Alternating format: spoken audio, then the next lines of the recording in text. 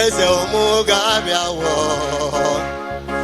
anya bịawo anya bịawo aka na-eme mma ndị ga-abịawo anya bịawo anya bịawo n'akụ Jizọs aka gị anya bịawo aka na-eme mma ọbara na sanjọ ụmụ ga-abịawo n'iru gị anya bịawo aka na-atọgbu eze ọbatobie ụmụ ga-abịawo n'iru gị Jehova ndị ga-abịawo anya bịawo anya bịawo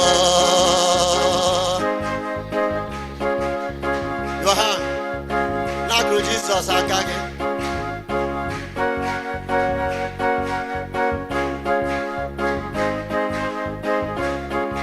Chimo onye ndabere Chimo Chimo eze Jizọs aka na-eme mmanụ ọdụm ebo Juda agbanwe agbanwe aka na-agwọ ọrịa Yohan kelere m Chineke ebe anyị dabere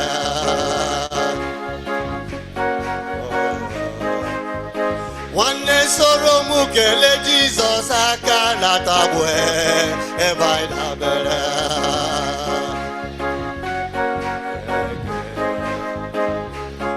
asị m kelere n'ụmụ ọdụm ebo Juda ebe ndabere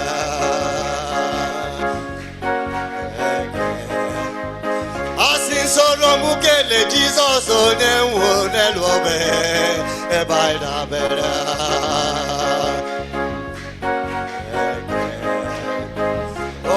Chimo aka na-agwọ ọrịa oke mmụọ na-eri mmụọ eze agbata mgbada wara ọsọ ọdụm ebo Juda oke wara osimiri ike ije agba mba ọkwa ya aka na-adọgbu Jehova ọnụ na-ekwuru m eze ọbatobie ụzọ na-akpụ nwa Jehova dị nwa na-emoji oke osimiri atata ọ bụ ike m nji agbaba oke osimiri lodofero nwanne m kelere m Jizọs ebe dabere aka gị n'akụ Jizọs aka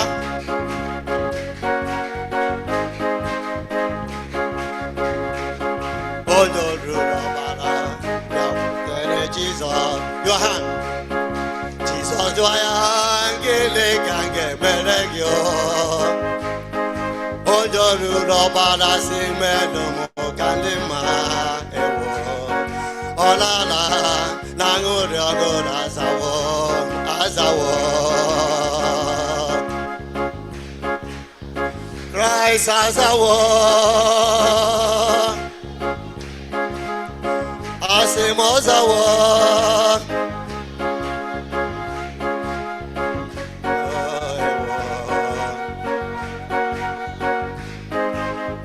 I want to hear your hand Lambatimo bịakwutere Jizọs Jizọs jụọ ya gịnị ka m ga-emere gị Lambatismo biko menụ m ka m hụ ụzọ ọ na-ala na aṅụrị ọṅụ azawo azawo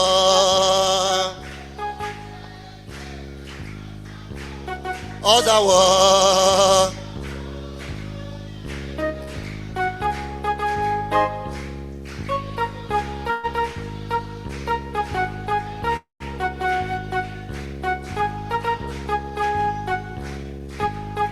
Yohan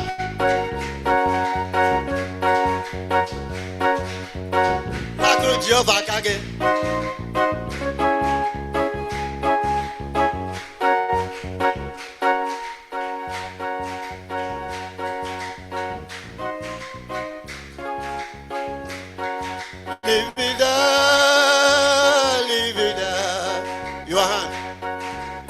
burden to the Lord and leave it there. If you trust and never doubt, He will surely bring you out. Take your burden to the Lord and leave it there. Leave it there. Oh, leave it there.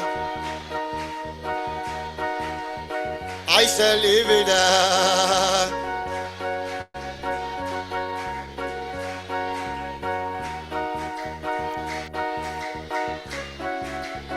Your hand.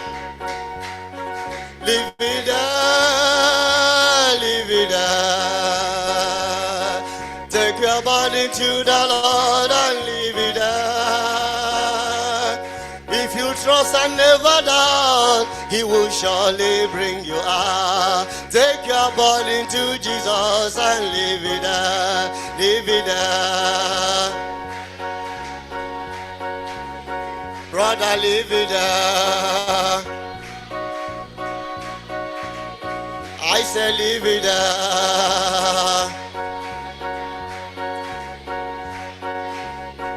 Oh. Your hand. When your body suffer pain and you are hurt, you can regret, and your soul is almost sinking in despair. Jesus knows the pain you feel. He can heal and He can save. Take the problem to Jesus and leave it there. Just leave it there.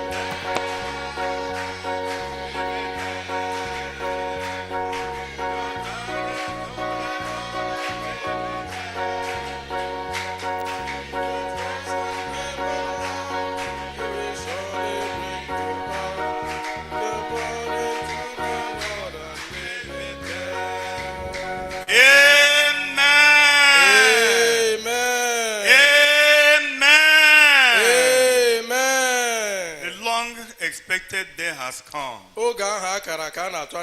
and we cannot do without praying. Therefore, we're going to spend time now to call upon the Lord in prayer. The Bible said in Philippians chapter 4 and in verse 6, be careful for nothing, but in everything, by prayer and supplication with thanksgiving, let your request be made known unto God. That's why we're going to go to the Lord in prayer now. But before we pray, let's begin to appreciate God is merciful. Let's appreciate God is kind. Of His mercy, we are alive today. Thank God for preserving your life. Thank God for all the blessing of the Lord upon your life and family. Be grateful unto God. With a sincere heart, thank Him and praise Him for all the past goodness the Lord has shown unto you. Thank God for all His goodness upon the church of God.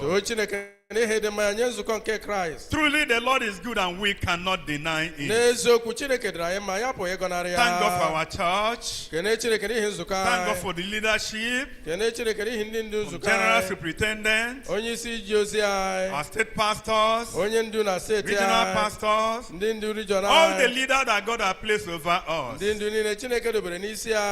enjoy the blessing of the Lord through them. Let's appreciate God. Thank God, thank God, thank God. Thank Him and bless the name of our God. Thank God for every member of our church, kept by the power of God. By faith in the Lord Jesus Christ. Here in Fege Group, we cannot deny God. It's good to us. If you thank God with all your heart for what He has done, you make a way for more of His goodness and mercy upon your life. Thank Him and bless the name of the Lord. Worship the Lord. Merciful God, righteous God, loving God, full of mercy and compassion. Thank Him and bless the name of the Lord. Let them heaven thank God. We're going to take a few prayer points. But before then, the husbandman that labor must faith partake. Talk to God about yourself, about your family, about your spiritual life, everything that concerns you. Open your mouth and call upon the Lord now. Pray for yourself. Our God answers prayer. Your prayer this morning, special morning dew, and the Lord is going to answer every prayer. Pray. Haven't prayed for yourself. Want to talk to God about this nation. We have no other nation than this nation. And we will not allow the devil to destroy this nation for us. That's why we must need call upon the Lord for divine intervention. That our God will intervene in the face of this nation. The economy of this nation. The life of the people in this nation. That God will have compassion upon our nation and visit us. Want to pray for the leaders of this nation. They are just human beings. But the heart of the kings are in the hand of the Lord. God is able to turn them around and use them to make better things for the masses of this country. Pray.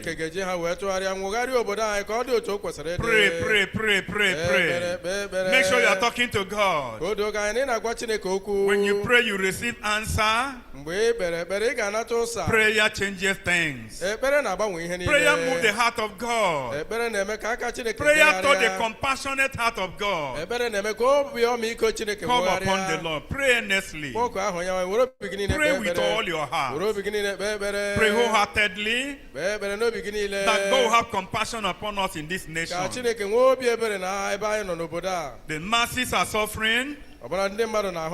Enough is enough. God knows what to do. We need divine intervention. Pray earnestly. Pray with all your heart. As you pray, believe God. Trust God. We will see the wonder of God in our country. Haven't prayed for our nation. We're going to pray for the church of Christ. Of which God has said the church will march forward and gates of hell will not prevail. Pray every making of gates of hell against the church of God. The scripture will never be broken. The gates of hell will not prevail. Call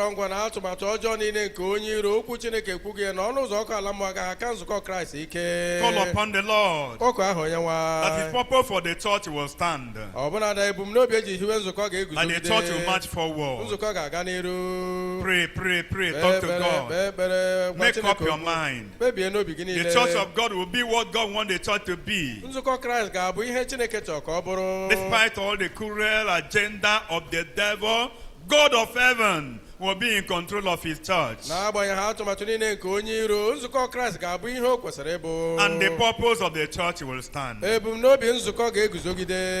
earnestly. Pray with all your heart. Talk to God about the church. The church in general. And talk to God about this fake group. That God will manifest His wonder and glory in this church.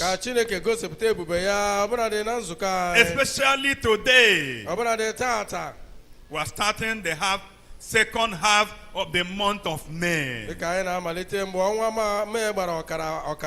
That the showers will come down. Dew of heaven will fall upon us. New thing will happen in this church. That God will manifest His wonder. He will do it. He will do it. Pray for every member of this group. Wherever they may be right now. All the hindrances in their way. All the obstacles in their way. the Lord will clear everything out of the way and hasten the steps of our people, that they will run up to this place and partake of the blessings of the Lord today. Make up your mind, call upon the Lord. Pray earnestly. Haven't prayed for the church. Want to pray for the leadership of the church. Let's pray for our general superintendent, that the hand of the Lord will be upon him more than ever before, that the Lord will strengthen him and empower him, that the Lord will use him to perfect all his good will for his life, both in ministry and in every area of life, that the Lord will flourish him and renew him and empower him and enable him to do even better than ever. Pray earnestly. Pray with all your heart. What you are giving to him is what you are going to receive. If you give, it will be given back unto you. Pray earnestly. Pray with all your heart. Pray for our state overseer, that the hand of the Lord will rest upon him more than ever before, that the Lord will use him to meet the need of the people for which the Lord has brought him into this state. And as you come before him today, come with great expectation. Tell the Lord, I am here today. Make all your need known unto the Lord. Pray that the hand of the Lord will rest upon him. Pray that God will take him and clothe him upon his divine self, that as he come up now to speak, we'll hear God talking to us through the voice of a man. Pray. Make him a point of contact. Every other state pastor, every other sincere leaders of the God's people, that God will empower them and use them. Pray earnestly, that this day the latter rain will be greater than the former. Call upon the Lord. Pray with all your heart. Pray sincerely. Pray wholeheartedly. You will see the wonder of God. You will see the wonder of God. Call upon the Lord. Pray. God has prepared a lot of things, good things for you. But without prayer, you cannot get those things. That's why he said, call upon me and I will answer you. The promises is marvelous, great and mighty things I will show unto you. The Lord is waiting for you to call upon him, and the Lord will answer you. The Lord will answer you. Take decision today. Take decision today. The 16th day of the month of May, as we begin the second half of the month of May, your decision today will determine destiny. Take decision today. Take that decision today. Make up your mind, and you will see the wonder of God. Hallelujah. Amen. In Jesus' wonderful name we pray. Amen.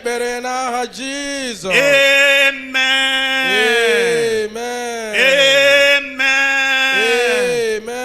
O thou that answered prayer, O thou that promised, call upon me and I will answer you. We know you are the owner of this earth and the fullness thereof. We know you are the Lord God Almighty, and there is nothing impossible with you. Today we'll come before you for this morning deal. All our people in Fege represented prayed. We know that requests known unto you. As we pray for our nation, as we pray for our leaders, as we pray for our personal needs, I pray you will answer every prayer in Jesus' name. In the day of Daniel, he could not exhaust everything he needed. He prayed just very little prayer. But the Almighty God, you answer his prayer, and you answer even the one he didn't ask of you. So Lord, I pray, you know what we ask of you today? You will answer every prayer in Jesus' name.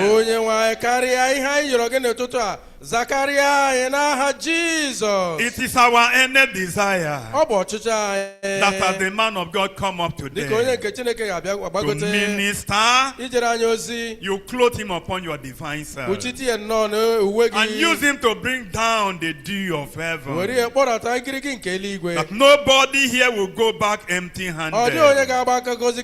Spirit of the living God, you are the general superintendent of the church of Christ. Come and take control now. Every contrary spirit, everything contrary to God and godliness, in the name of Jesus, by the power of the Holy Ghost, will banish them out of this place right now, in Jesus' name. Thank you, Lord, for hearing and answering our prayer. In Jesus' name we pray. Amen.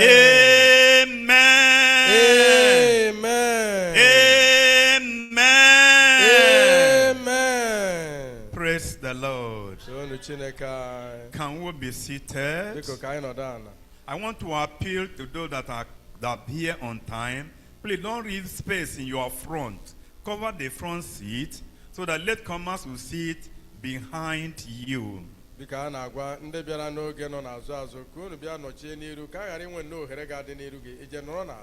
To avoid distraction while they are trying to sit. Praise the Lord. The Lord has been doing wonders since this morning dew started. Definitely, some of us have testimony of what God has done for you through this morning dew.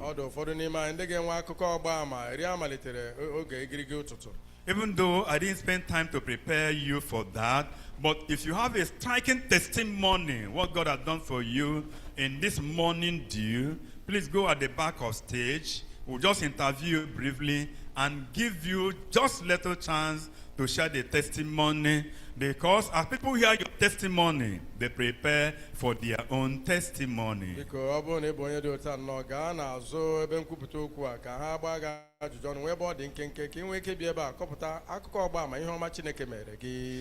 that, in the media, God has done so much. We'll begin to listen to those striking testimonies of what God has done through this morning dew, and then the media will give us some of them now.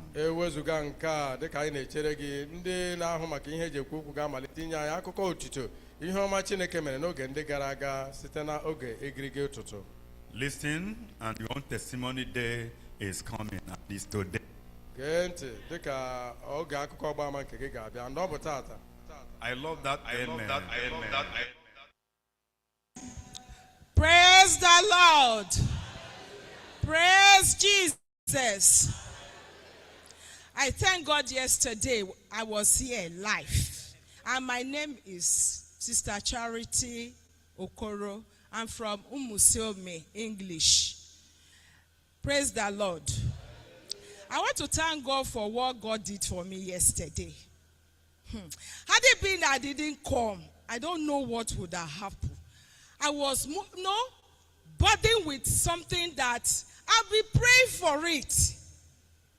We handed some things to one of our brother But when I called the brother at Lagos, I say, how far? How about the something that we handed it to your hand? He said, he asked the people that are around that place. They refused to tell him the truth, that they said they did not see the something. I say, what I want to say, let me even open it. It is gravel and sand that we use and do foundation and remain before we left Lagos. So we handed it to one of our pastors. The person that packed the gravel and sand, he said he will buy the sand. But later on is another story we were hearing. So that on the first, the body was on me. I called my husband. I said, no, this thing, let me call the pastor and ask. He said, when I called him, he said they said nothing like that in that place again. I was burdened. My heart was heavy. No, I was praying with tears. I said, God, how a trip of sand and gravel just vanished like that? So I prayed. I said, God, that person will never have rest. We never have peace. As the result of our pastor's preaching yesterday, oh, God will bless our daddy in Jesus' name. Amen. He said, pray for your enemies. Pray for those who have evil, they want to kill you. Pray for them. Forgive them. I want, if you are ready and willing, to pray for your enemies, to pray for those who laughed at you, to pray for those who hated you, to pray this morning for those who did one thing or the other, evil against you. This morning, if you are ready to pray, God is going to honor your prayers and increase you in return in Jesus' name. I tell you, yesterday, after praying for them, my body was rolled away. I became lighter. When I got home, I praised God for this. So praise the Lord in Jesus' name. Praise the Lord. My brothers and sisters, I'd make an echo nife chineke menum. Abum say Abraham yene joka say simple. Manamu bidro bia brother Pius, Pastor Pius ezibemo ozioma na akpom ka bia na ozioma adem we ge anti we bia we gebe ozioma o na atom uto. As long as you belong to him and the honor of God is upon you, the love of God will be upon you. God says he will manifest this love by providing men who are going to take care of you. Clap your hands together for the Lord. Is it nothing to you?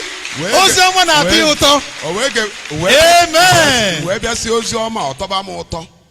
Mgbe mbidoro bịa ka ekwesu bidoro ngaba ma ọnwa ma ebe ọbụla nna arụ ọrụ ife niile nne m akpọchichia wee sịkwa na mmadụ na-efe Chineke ofufe o wee ruo mmebe mmadụ ndị niile mmecha na ife ọma nwere onye na-ekwe anabata ife ọma mmeni ya mana nke a bụ ke m bịara na-agba pastọ mgbe m na-abịa na o nwere one man onye polisi na ọkwa ya gbagotara emere m ya ife ọma mgbe ndị nna ọfụma ifụnanya amụ na ya na-abụ uchi o wee sị na ya na-achọ ụlọ wee sị ya na o nwere ụlọ ebe m na-enekọta anya nwunye m asị m mba menyekwana ụlọ na ọ da-adị mma mmadụ na-abịa ịnọkọta ọnụ onye ya na mmadụ chi m nwunye m na ọma mmịa na mma emeni ya wee were ụlọ nye dị mma nchi ego one ka ọ ya akwụ na onye na-enekọta na ụlọ anya ada bịara afụ m si m na-enekọta na ụlọ anya wee jụọ ya chi ego one ka ọ ga-akwụ chife ọbụla ọgwụ chi na dị woman na-enekọta n'anya ji ego ya kwa ife ọ ga-eme o wee mee dị man ka m bịa jiri bịa were ụlọ nye ọ bụzie na m kpọrọ ekwensu wee debe n'ụlọ m.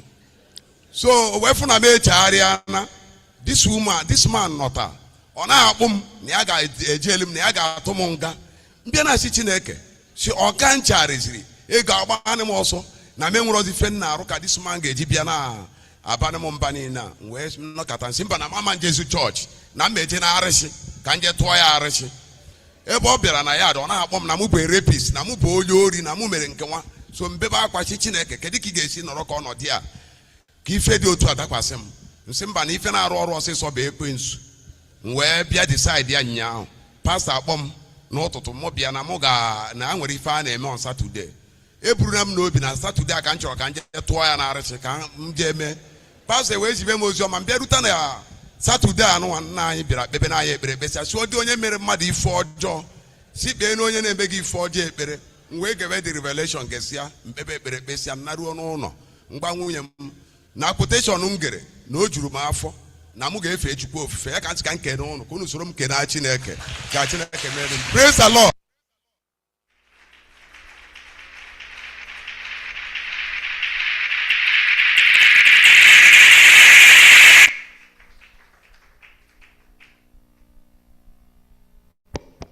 Praise the Lord. We are going to take one life testimony, what God have done through the morning dew for us here in Fege. So I call our sister to come up now and share your testimony.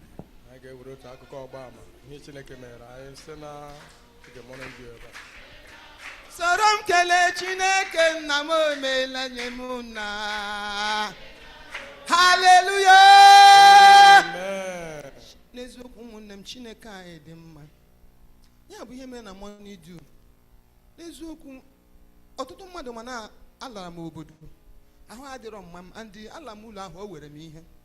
Mgbe m lọtaruru o nwere ka o si gbajuo dọrọ. Maka ịma na ihe a ga-eme eme enweghị ihe ije eme ya. Ọ na-enye nsogbu.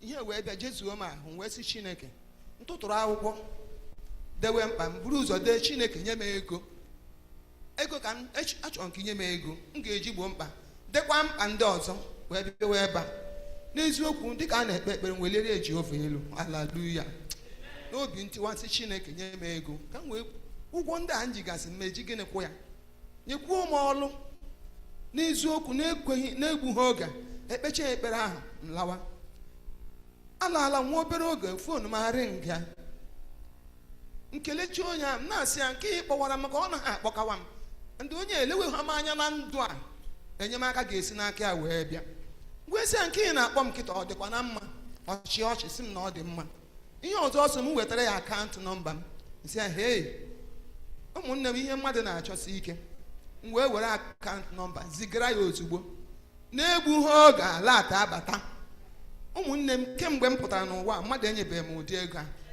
haleluya Chineke wee gosi onwe ihe o jiri buchi ana m ejekwa ahịa mmadụ Chineke esi n'aka onye na-elewe ha anya nye m ego ọ bụghị naanị nke ahụ ihe ahụ na-asị Jehova mee ka m si n'ime nweta ego Chineke mekwa ya tonu Chineke anyị and ihe wutetine mbụ na abịara m ebe a that Monday anọghị m amaghị mgbe a na-anụ maka na a na-contribute for this building nsị Chineke na ọ bụrụ na inye m ego na m ga-ewere tinye na ana m alaiki itinye n'ihe ọbụla mkpọwara ndị mmegoro emesịa nke ọ ga-adịzi iche inye m ego nye gị ụmụnne m Jehova wee nye m nkata mkpọ ego and Jehova gosiri onwe ihe o jiri buchi wee sokwa unu kelere m Chineke ị na-abịa ebe a were obi gị bịa Jehova na-emere onwe ya Chineke wee nye m ego na m eji ego ahụ gbochie mkpa niile ahụ ma nwee chenji toonu Chineke anyị.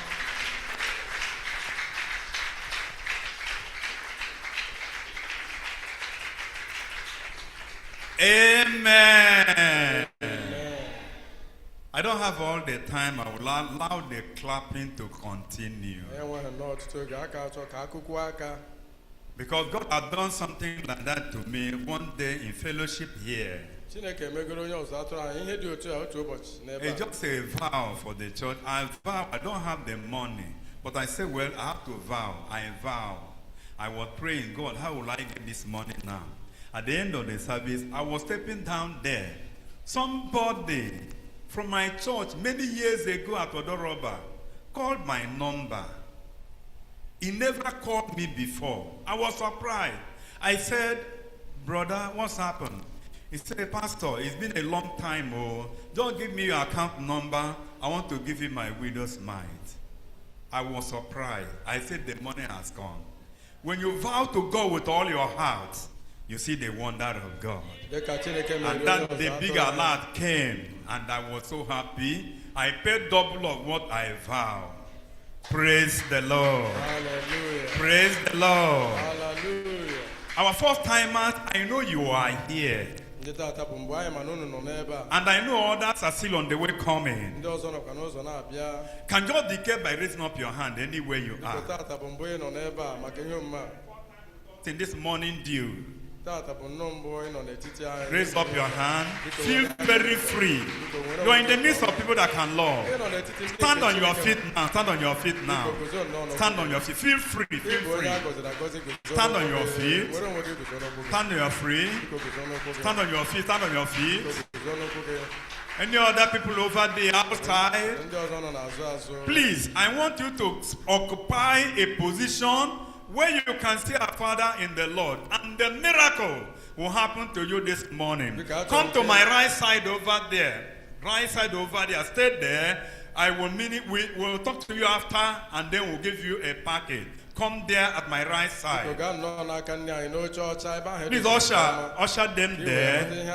If you identify any other fourth timer coming, allow them to sit by that side. At the end, I will gather all of them to that place. They will go to there with miracles and packages. Amen.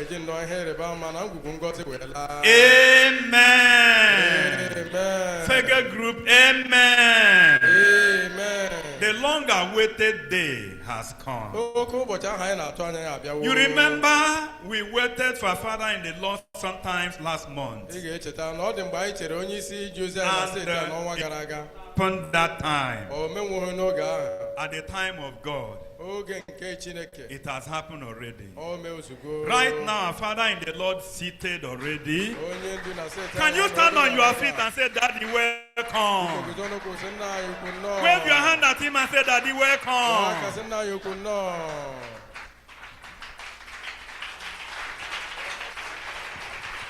Amen. The long-awaited day has come. We want to sing before we take the message. I love to hear message in songs. Gospel hymns and songs, number 22.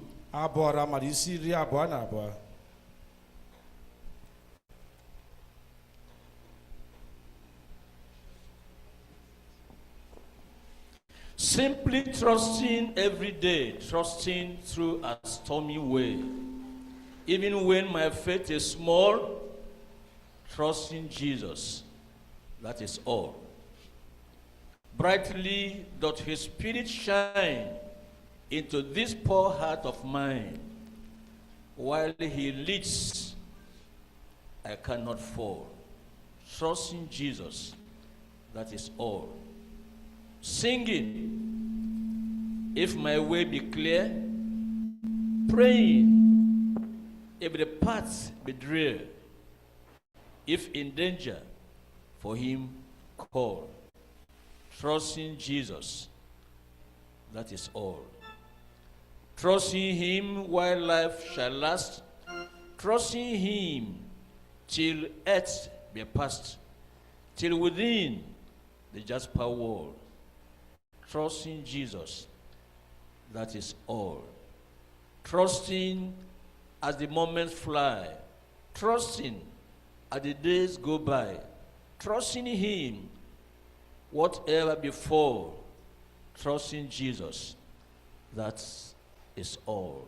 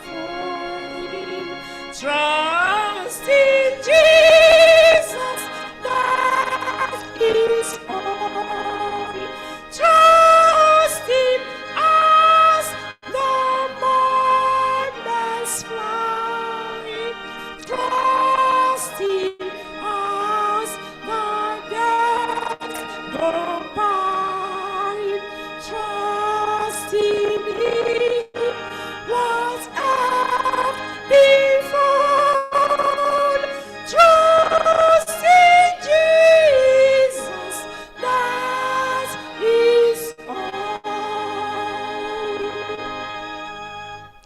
Singing if my way be glad, praying if the path be dry, I've in danger for him call, trust in Jesus, that is all. Trust in us, the mornings fly. Trust in us, the days go by. Trust in Him, whatever time. Trust in Jesus, that is all. Trust in Him while life shall last. Trust in Him till earth be past, till we need the jasper hole. Trust in Jesus, that is all. Trust in us, the mornings fly. Trust in us, the days go by. Trust in Him, whatever befall. Trust in Jesus, that is all. Amen. Let's bow our heads to pray. We're here in God's presence. You have listened to the testimonies of what God did for some in this kind of meeting we have titled Morning Dew. How did it happen to them? They trusted in the Lord. And that is all. This morning, I encourage you to put your trust in the Lord. That what God did for others, He will surely do for you. I said He will surely do for you.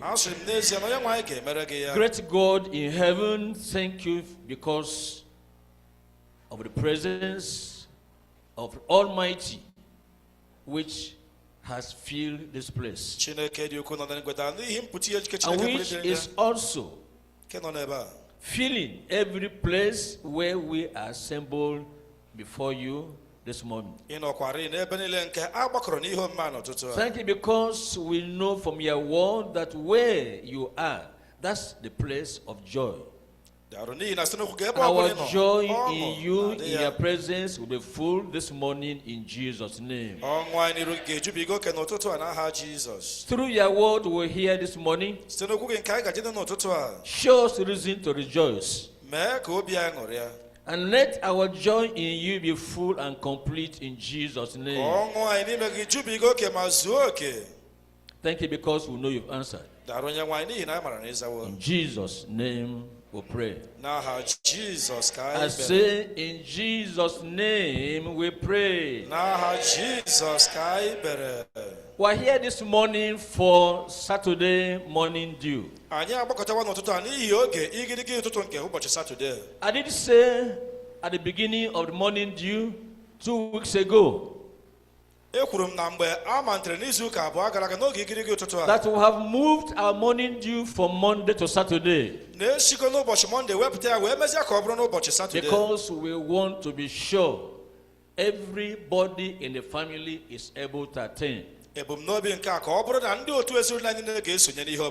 children who are going to school Monday morning now will not be hindered from taking part in the blessings of our morning dew. Therefore,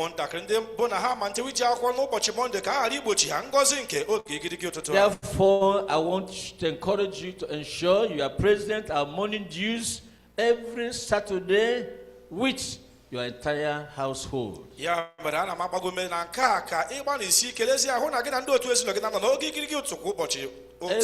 member of the family is known by the Lord. Every member of your family is well known unto the Lord. And God will want every one of them to partake of the blessings that as reserved for morning dew worshippers. And this morning, wherever you are, expect the best from the Lord for you, for your household. And you will not go home empty-handed in Jesus' name. I've told us at the beginning of the morning dew that for this month, we're looking at the book of Isaiah, chapter 43. And we will be reading from verse 1 to verse 7. So this morning, we are going back to the book of Isaiah. Chapter 43. And I'm going to be reading verses 1 and 2.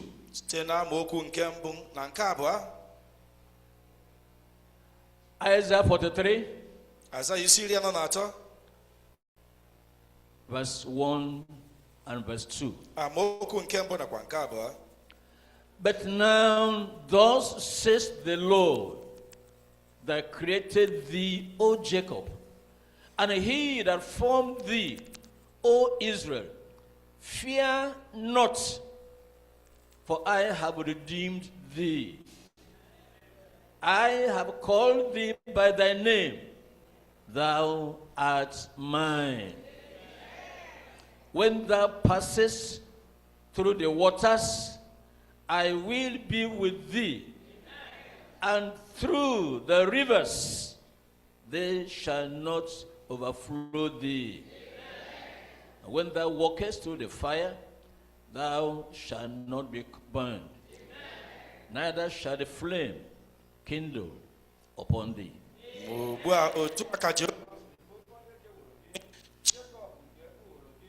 Israel, atụla egwu n'ihi na akpọpụtawo m n'aha gị, nke m ka ị bụ mgbe ị na-agabiga n'ime mmiri, gị ka m ga-anọnyere mgbe ị na-agabiga n'ime osimiri.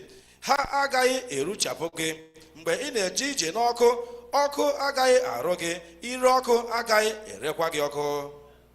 Amen. Amen. Our message this morning is titled Passing Through Waters, Rivers, and Seas by Faith.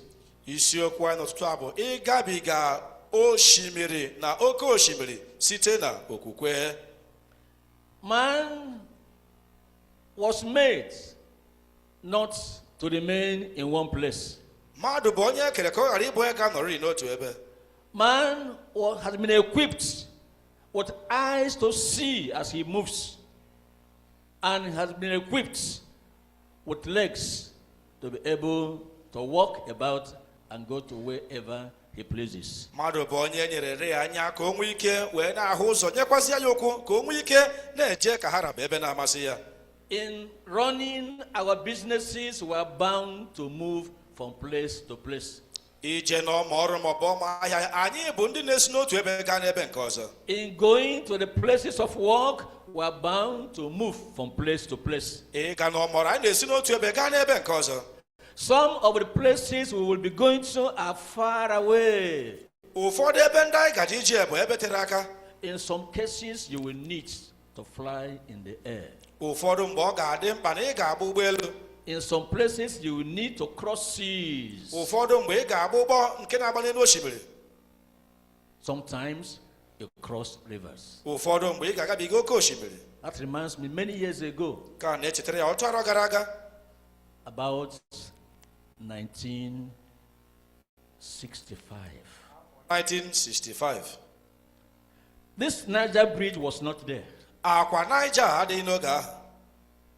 needed to go to Lagos to look for work when I finished secondary school.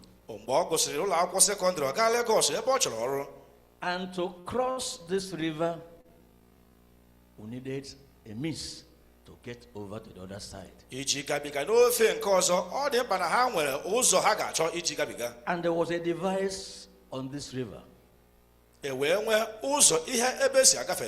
every vehicle that came from anywhere wanting to go to Lagos or the west had to enter that device and cross the people over, and then we jump out of the vehicles and enter a vehicle to go to Lagos.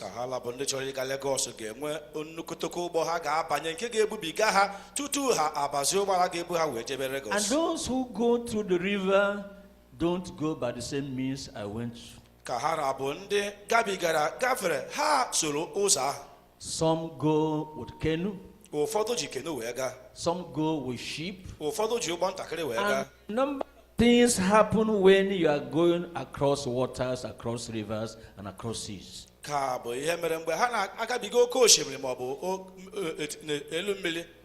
the Lord is saying, as you know me as your Lord, as your Father, and as you put your trust in me, I'm going to stay by you. I'm going to provide a means for you to get to wherever you want to go to in search of the means of livelihood and in running your businesses. The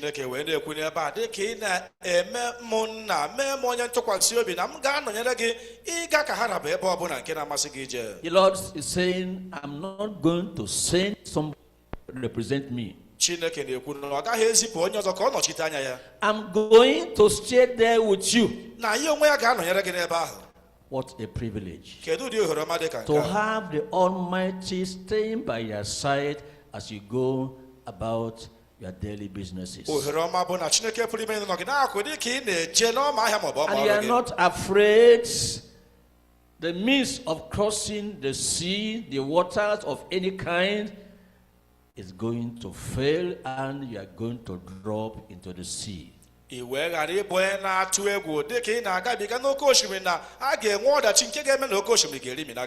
the Lord says, I have redeemed thee. I have called thee by thy name. Thou art mine, and therefore I'm going to be with you.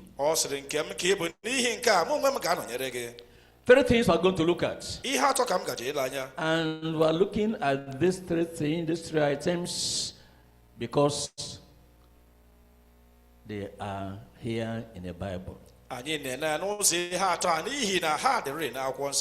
3 kinds of, or 2 occasions of water, seas, and rivers in the life of the Bible believing people of those days.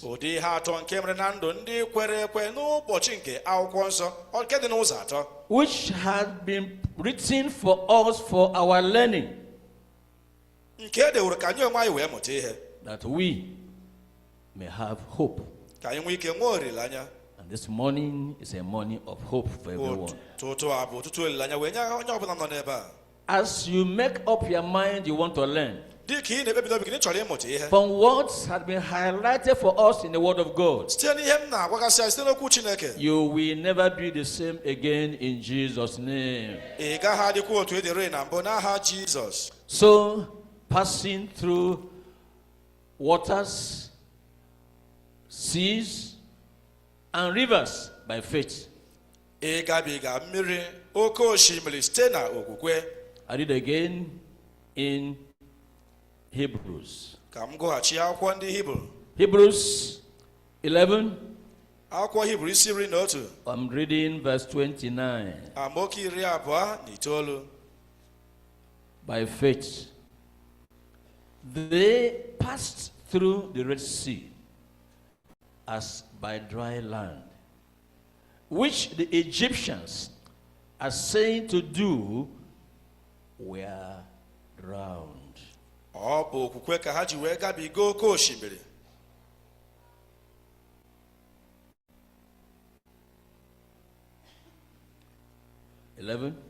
Amaokwu nke 29. Isi 11 amaokwu nke 19. By faith they passed through the Red Sea as by dry land, which the Egyptians are saying to do were drowned.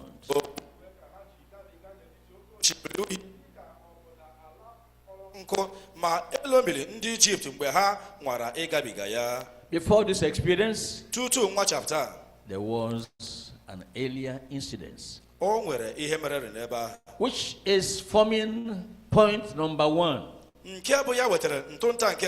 Before we come to where we have just read. Point number 1. The water for the ruin of the wicked world at the beginning.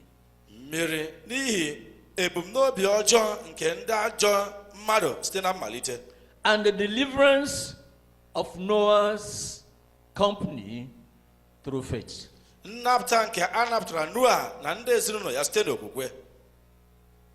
Just as we read earlier on, the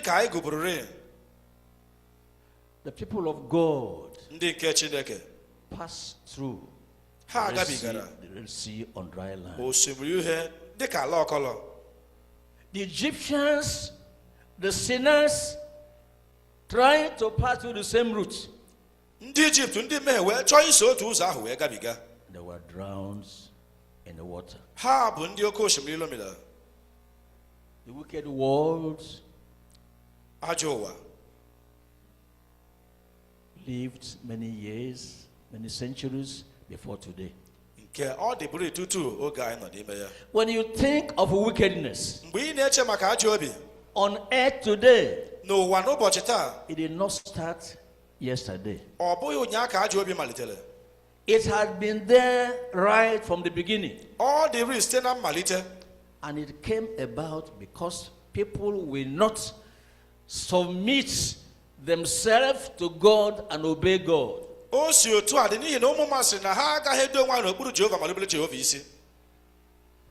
the reason why people are afraid of their lives today. Because Adam and Eve disobeyed God, preferred to do the bidding, the suggestion of Satan than what God has commanded.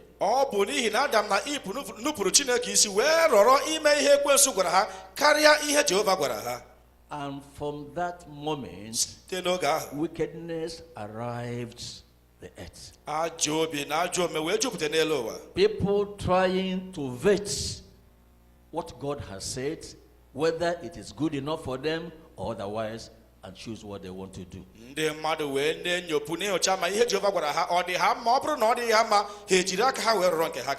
Those who go contrary against the word of God, against the command of God, those are wicked people, and they are still here in the world.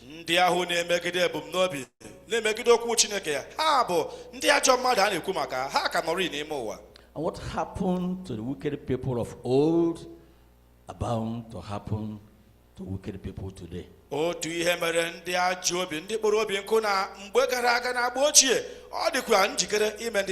Therefore, we need to learn this morning so that we will not be trapped as they were trapped in those days.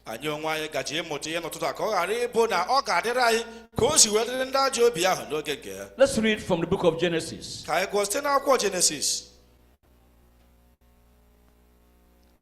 Genesis chapter 6. I'm going to read verse 1, verse 2, verse 5, to verse 8, and then verse 13 to 22, if we have time.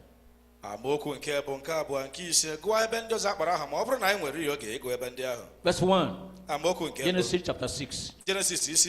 And it came to pass when men began to multiply on the face of the earth, and daughters were born unto them, that the sons of God saw the daughters of men, that they were fair, and they took them wives of all which they chose. Verse 5.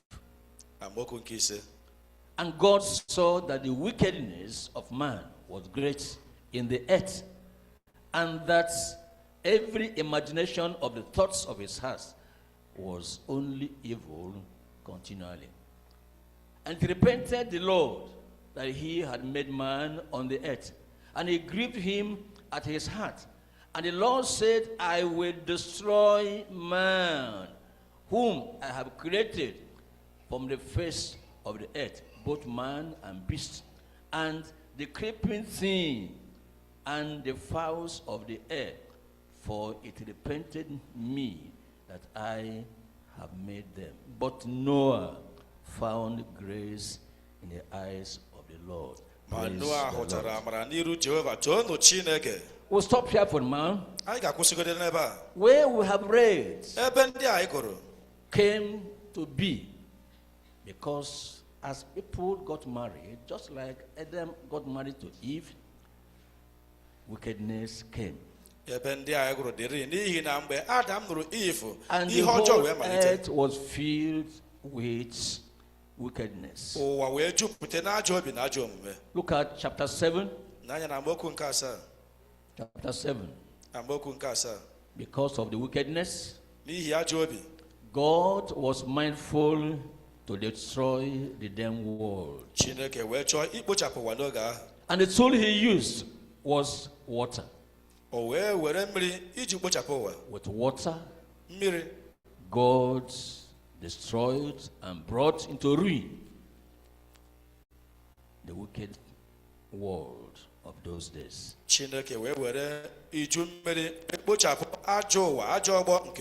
But Noah and his company found favor before the Lord.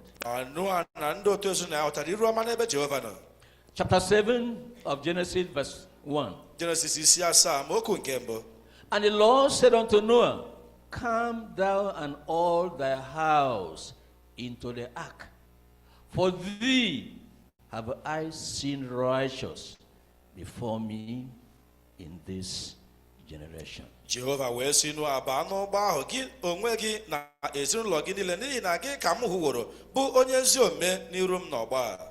Praise the Lord. It's important to remind us that God is in heaven and he sees what is happening all over the earth.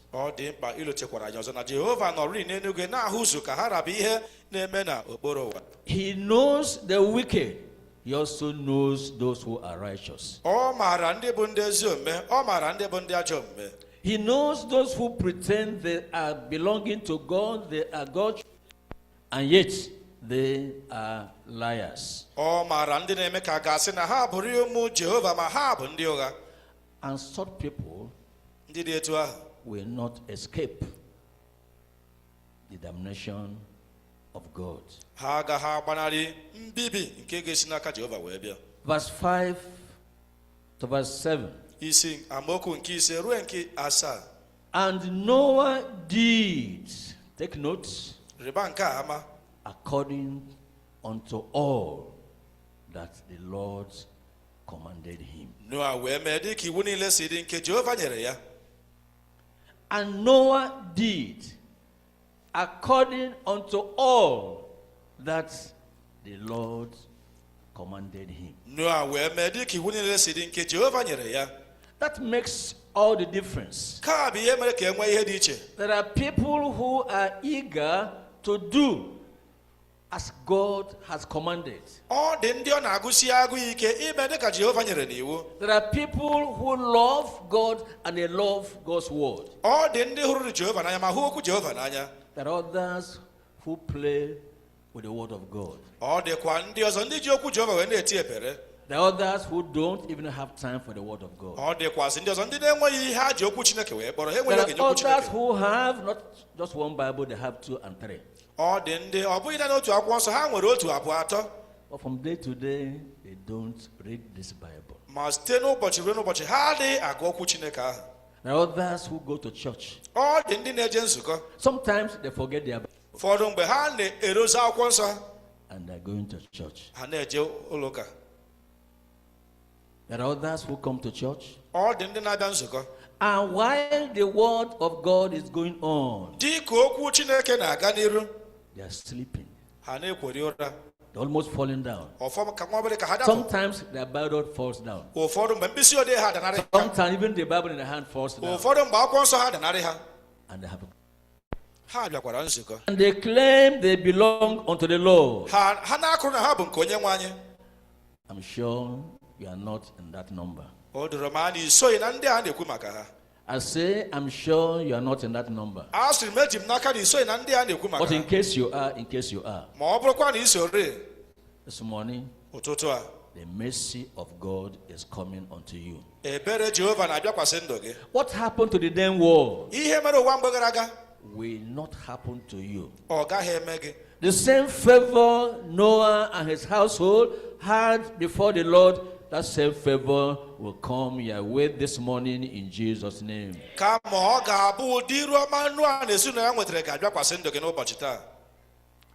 Look at verse 17. Verse 17. And the flood was 40 days upon the earth, and the waters increased, and bare up the ark, and it was lifted up above the earth. And the waters prevailed and were increased greatly upon the earth, and the ark went upon the face of the waters, and the waters prevailed exceedingly upon the earth, and all the hills, high hills that were under the whole heaven were covered. Noah, his company, they were safe in the midst of all this because the eyes of God were on them, and because Noah did as the Lord commanded. All the instruction given to him to build the ark, to enter the ark with the household, and to take in whatever God has commanded to take into the ark, Noah did exactly that. Noah na ndị otu ezinụlọ nwere ike wee gbanarị ọdachi na ihe ọjọọ nke dakwasịrị ndị ọzọ n'ihi na ha gere ntị n'okwu Chineke dịka Jehova nyere ya ntụziaka ka ọ kpọrọ ndị otu ezinụlọ ya na ka ha rabụ ihe ọ nwere wee banye n'ụgbọ dịka o rubere isi. Ha bụ ndị a napụtara pụọ na ọdachi nke dabidoro ndị ọzọ. Verse 23, and every living substance was destroyed, which was upon the face of the ground, both man and cattle, and the creeping things, and the fowl of the heaven, and they were destroyed from the earth. And Noah only remained alive, and they that were with him in the ark. Praise the Lord. The righteous only were preserved. A whole household, father, mother, and their children and their wives. In line with the promise of God, it was going to be with his people in the midst of the waters. What the Lord did for them is going to do for us all in Jesus' name. Look at Luke 17. I'm reading verse 26 there. Luke 17, verse 26. And as it was in the days of Noah, so shall it be also in the days of the Son of Man.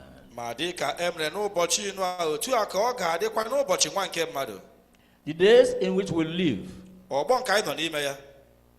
witness, and is witnessing what was witnessed in the days of Noah. We don't have time to read the account, but the story is this. When Noah heard from God, God gave him instruction. And it sounded an alarm to those who had ears to hear. And he was busy building the ark. They were making a mockery of him. Which kind of man is this? What is he doing? What is he doing? And while they were eating, getting married, making merry, the floods came. It dawned on them rather too late that Noah was right. That Noah was in the will of God. That Noah had favor with God. And they were about to be ruined. But too late, they were ruined eventually. That is why we are saying, be wise. Don't allow what happened to Noah, what happened in his days, the wicked world around him, to happen to you. Be wise, therefore, and hear the words of God. 2 Peter chapter 2. Look at verse 5. 2 Peter 2, verse 5. And spared not the old world, and spared not the old world, but saved Noah, the 8th person, a preacher of righteousness, bringing in the flood upon the world of the ungodly. God did not spare the old world. If he did not spare the old world, he will not spare the present world in their wickedness. And the same way God spared Noah, a righteous man preaching righteousness. Those who are righteous, those who have received grace from God and favor from God, and they live in righteousness, they must preach righteousness. You can't claim you are righteous and your mouth is shut for preaching righteousness. Those who live righteous and they preach righteousness, they have reason to expect God to preserve them when the waters, the seas, and the rivers are threatening to take away their life.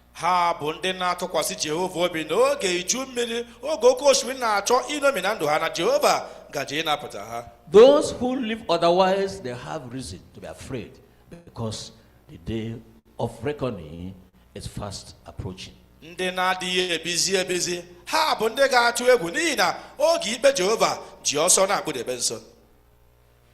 The Lord give you understanding in Jesus' name.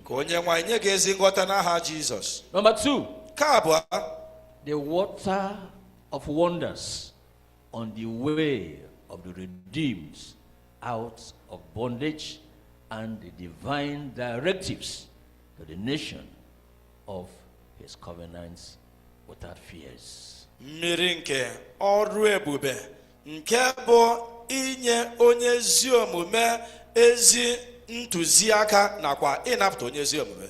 Wonders happen in the lifetime of the people of Israel. Ọrụ ebube ihe mere na ndụ ụmụ Israel. As they left Egypt, where they were in bondage, Egyptians pursued after them. Egyptians and Pharaoh in particular did not want them to go. They ran after them. But it was too late for them. Because God has said, let my people go. And the people of God are going away from bondage, away from sin, and they are heading towards the place appointed for all God's children. The enemy cannot overrun them.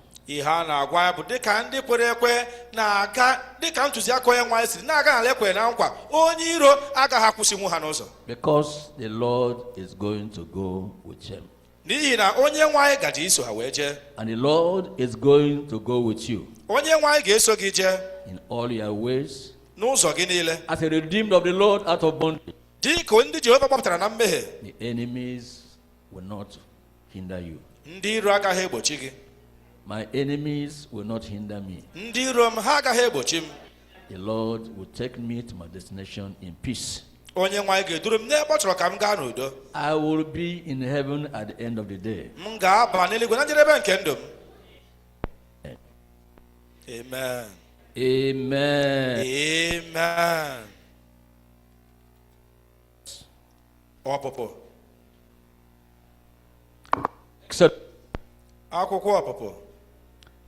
Electronics, please help us. This mic is failing. Exodus 14.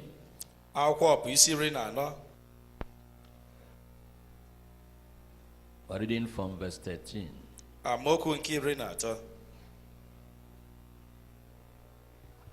And Moses said unto the people, fear ye not, stand still, and see the salvation of the Lord, which he will show to you today.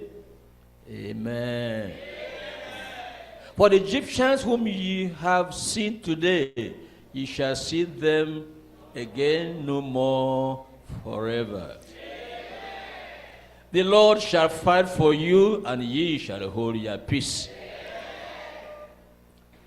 And the Lord said unto Moses, wherefore criest thou unto me? Speak unto the children of Israel that they go forward. And this morning I speak unto you, go forward. At the command of the Lord, we are going forward in Jesus' name.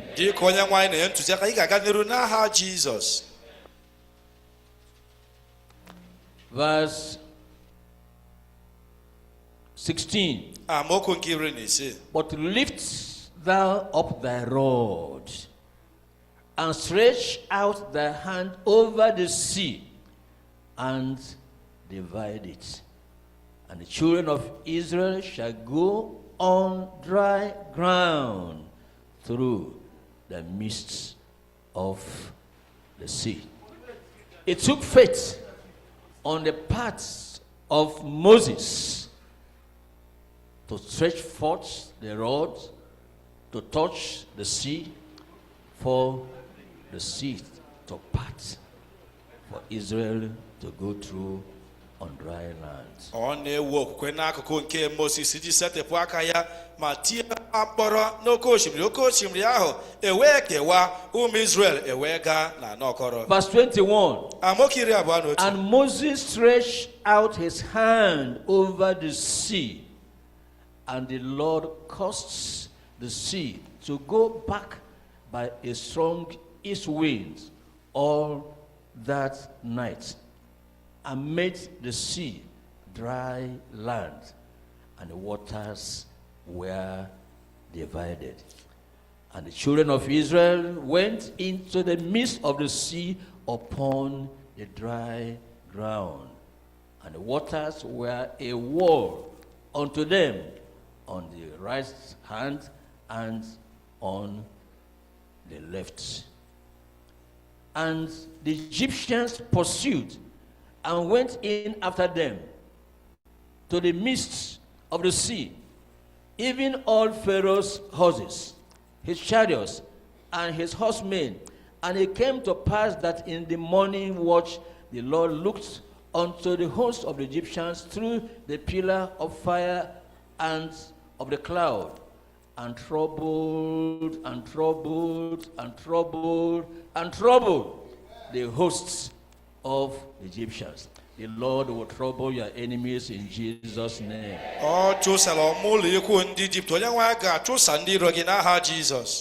And took off their chariot wheels, that they drave them heavily, so that the Egyptians said, Let us flee from the face of Israel, for the Lord fighteth for them against the Egyptians. And the Lord said unto Moses, Stretch out thy hand over the sea, that the waters may come again upon the Egyptians, upon their chariots, and upon their horsemen. And Moses stretched forth his hand over the sea, and the sea returned to his strength when the morning appeared, and the Egyptians fled against it, and the Lord overthrew the Egyptians in the midst of the sea. The Lord will overthrow your enemies in the midst of the sea in Jesus' name. Jehovah will reach up on Egypt in the Jesus. And the waters returned and covered the chariots and the horsemen and all the hosts of Pharaoh that came into the sea after them, that they remained not so much as one of them. But the children of Israel walked upon dry land in the midst of the sea, and the waters were a wall unto them on their right hand and on their left. Thus the Lord saved Israel. The Lord will save you. Jehovah wells up Israel. Thus the Lord saved Israel that day out of the hands of the Egyptians, and Israel saw the Egyptians dead upon the seashore. And Israel saw that great work which the Lord did upon the Egyptians.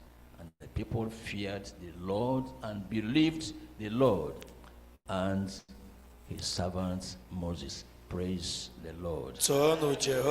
That's the wonders of God against the enemies of God's people and for the favor of God's people. That's why I want to encourage you, persuade you. If you are yet a stranger to the Commonwealth of Israel, a stranger to righteousness, a stranger to the family of God, this morning have a rethink. Don't die the way the Egyptians died. Don't die a stranger, even though you have the privilege of being Father the Lord. Pastor. God loves you, and God wants you to become a member of his household and a partaker of the blessings that belong to God's people.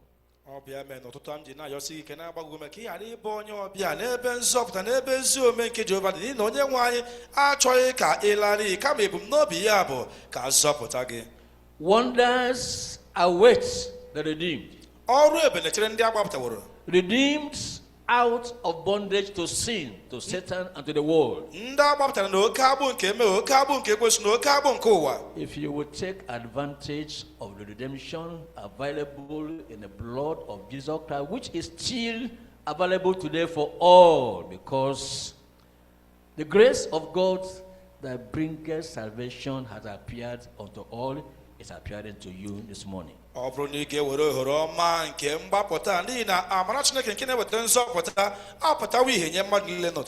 It's important to become member of God's covenant people. The privilege Israel enjoyed then is available to us today. And if you are a part of the redeemed, if you are one of the children of God, today the Lord is saying again, you have no reason to be afraid. In the midst of the waters facing you, in the midst of the seas, the rivers trying to block your movement to where you are going to, the Lord will show up and the Lord will fight for you. I say the Lord will show up and is going to fight for you. Look at Psalm, the book of Psalms.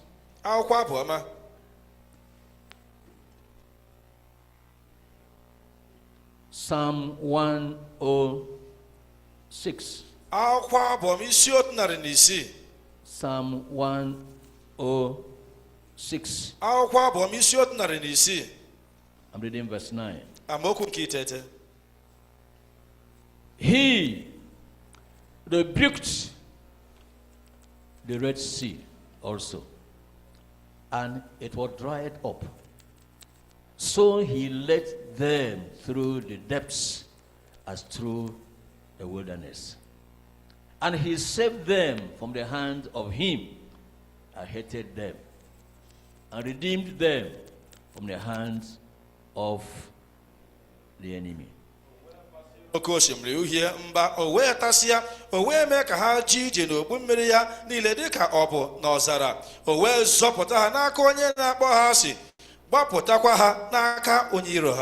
And the waters covered their enemies. There was not one of them left.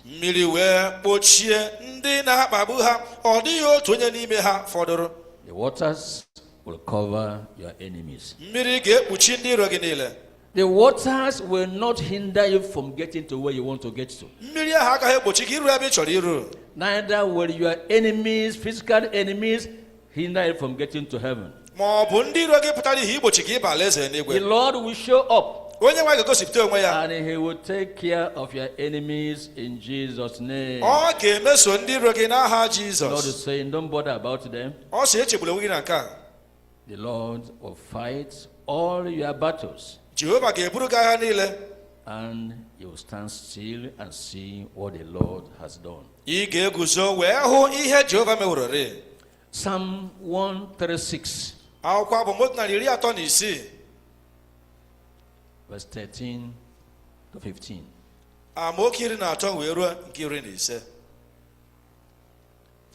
That's a song. A song to the praise and glory of God, our own God, who doeth wonders. To him which divided the Red Sea into parts, for his mercy endureth forever.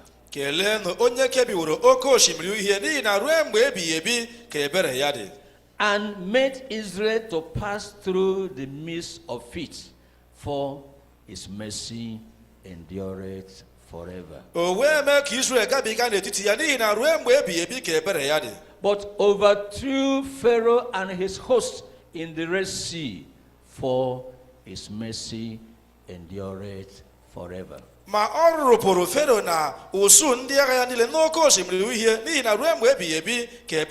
And on and on and on went the song. Our emphasis and interest here is the fact that His mercy endureth forever. What we are reading about is not just for those days. The mercy of God is not just for those days. The mercy of God is for this day. And the Lord is willing, the Lord is ready, He wants to show you His mercies. Only seek the Lord. Seek Him while He may be found. And His mercies will extend to you, and you will become part of the redeemed in Jesus' name. Number 3, before we pray.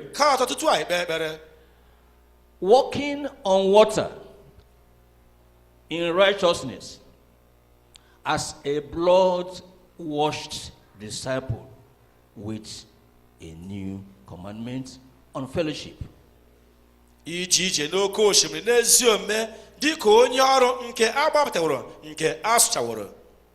Blood-washed disciples, they can walk on water in the righteousness of God upon them,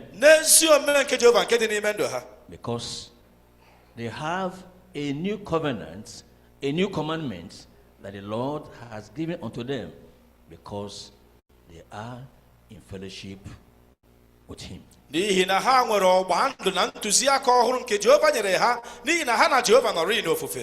Walking on water in righteousness as a blood-washed disciple with a new covenant on fellowship.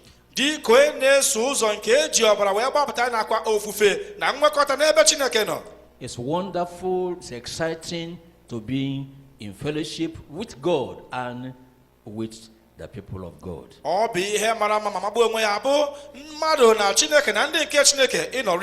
It's wonderful to live a life of righteousness. That's the life of the redeemed. The redeemed don't live in sin anymore. The redeemed have left Satan and sin and the world. The redeemed, they embrace the Lord as their Savior. And like Noah of old, what they want to hear and know and do is, thus says the Lord.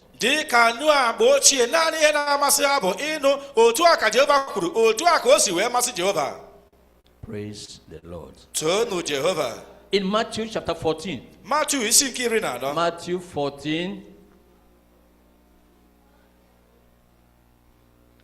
I want to read from verse 22. For able to read down to verse 33.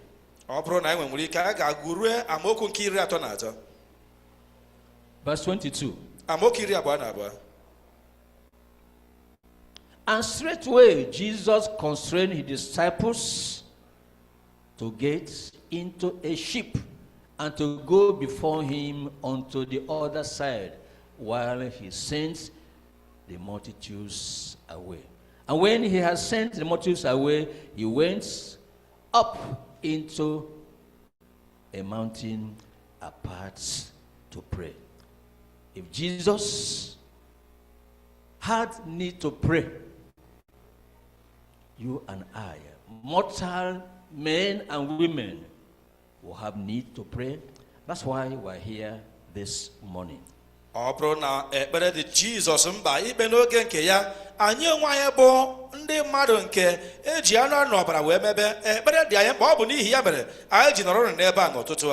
And when the evening was come, he was there alone.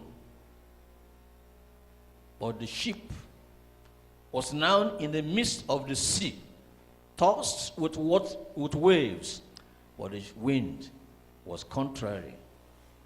And in the fourth watch of the night, Jesus went unto them walking on the sea. And when the disciples saw him walking on the sea, they were troubled, saying, It is a spirit. And they cried out for fear.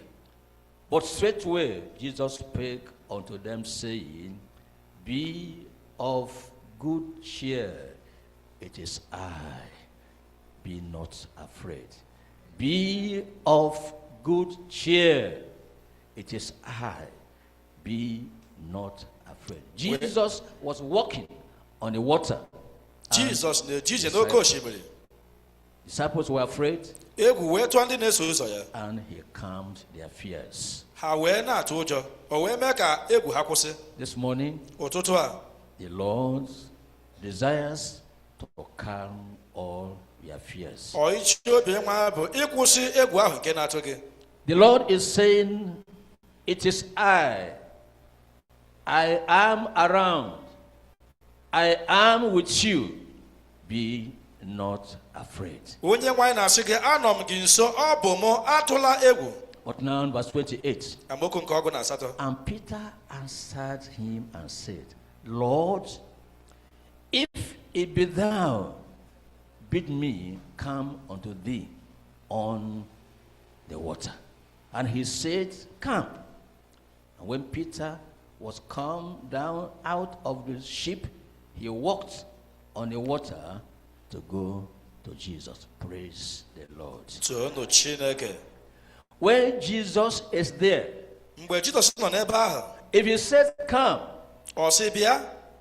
just go. He has said. That which you desire to do,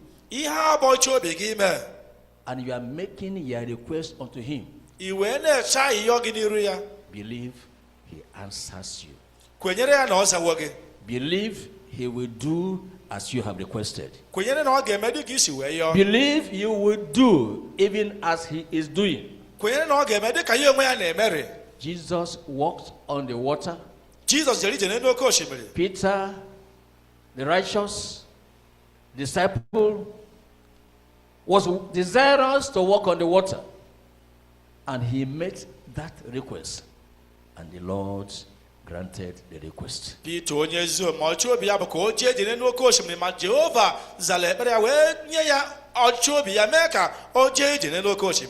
If you are one of the blood-washed disciples like Peter, like John, like James, and like all others who lived before us, who really lived a life of righteousness, this morning you can make a request in line with God's will, and it will be granted unto you. Even your waters, you'll be able to walk on them just like Jesus, because the Lord is saying he will do it.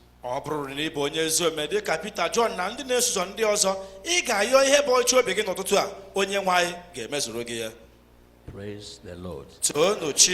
Praise the Lord. John 13. John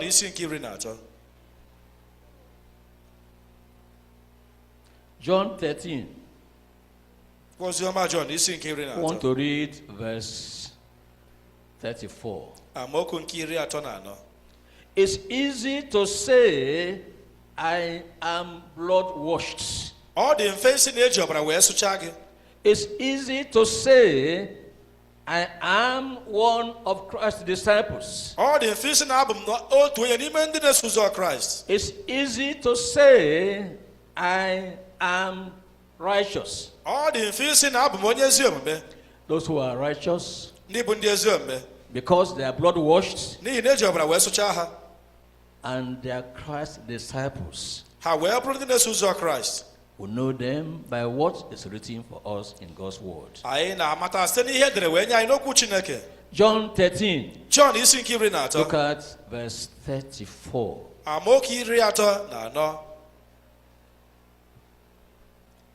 A new commandment I give unto you, that ye love one another as I have loved you, that ye also love one another. iwu ọhụụ m nyere unu ka unu hụrịta ibe unu n'anya dịka m hụrụ unu n'anya ka unu onwe unu hụrịtakwa ibe unu n'anya. Blood-washed disciples who practice righteousness, we know them by the love they have for God and for the people of God. Ndị na-eso ụzọ ndị eji ọbara wee gbapụta ndị bụ ndị ezi omume anyị na-amata ha site na ịhụ Jehova n'anya na ịhụkwa ndị nke Jehova n'anya. It's beyond the word of mouth. Ọ karịrị okwu nke eji egbu ọrụ wee It's na-ekwu. beyond the testimony we give. Ọ karịrị aka ịgba ama nke anyị na-enye. We need to see it in practice. Ọ dị mkpa na a ga-ahụ ya ka ọ pụtara ihe. Because this is the command of the Lord himself. N'ihi na nke a bụ iwu nke Jehova nyere n'onwe ya. A new commandment I give unto you, Iwu ọhụụ ka m na-enye unu. that ye, plural, love one another Ka unu ụbara hụrịta ibe unu n'anya. in the measure I have loved you. Site n'ọtụtụ m ji wee hụ unu n'anya. Not in the measure of the world. Ọ bụghị n'ọtụtụ nke ụwa. The love we are called to manifest is comparable with the love that the Lord has demonstrated and shown unto us. Ịhụnanya nke a na-ekwu maka ya bụ nke eji ịhụnanya Kraịst wee sikwa dịka o gosipụtara anyị ịhụnanya. That is the new commandment. Ka bụ iwu ọhụrụ ahụ.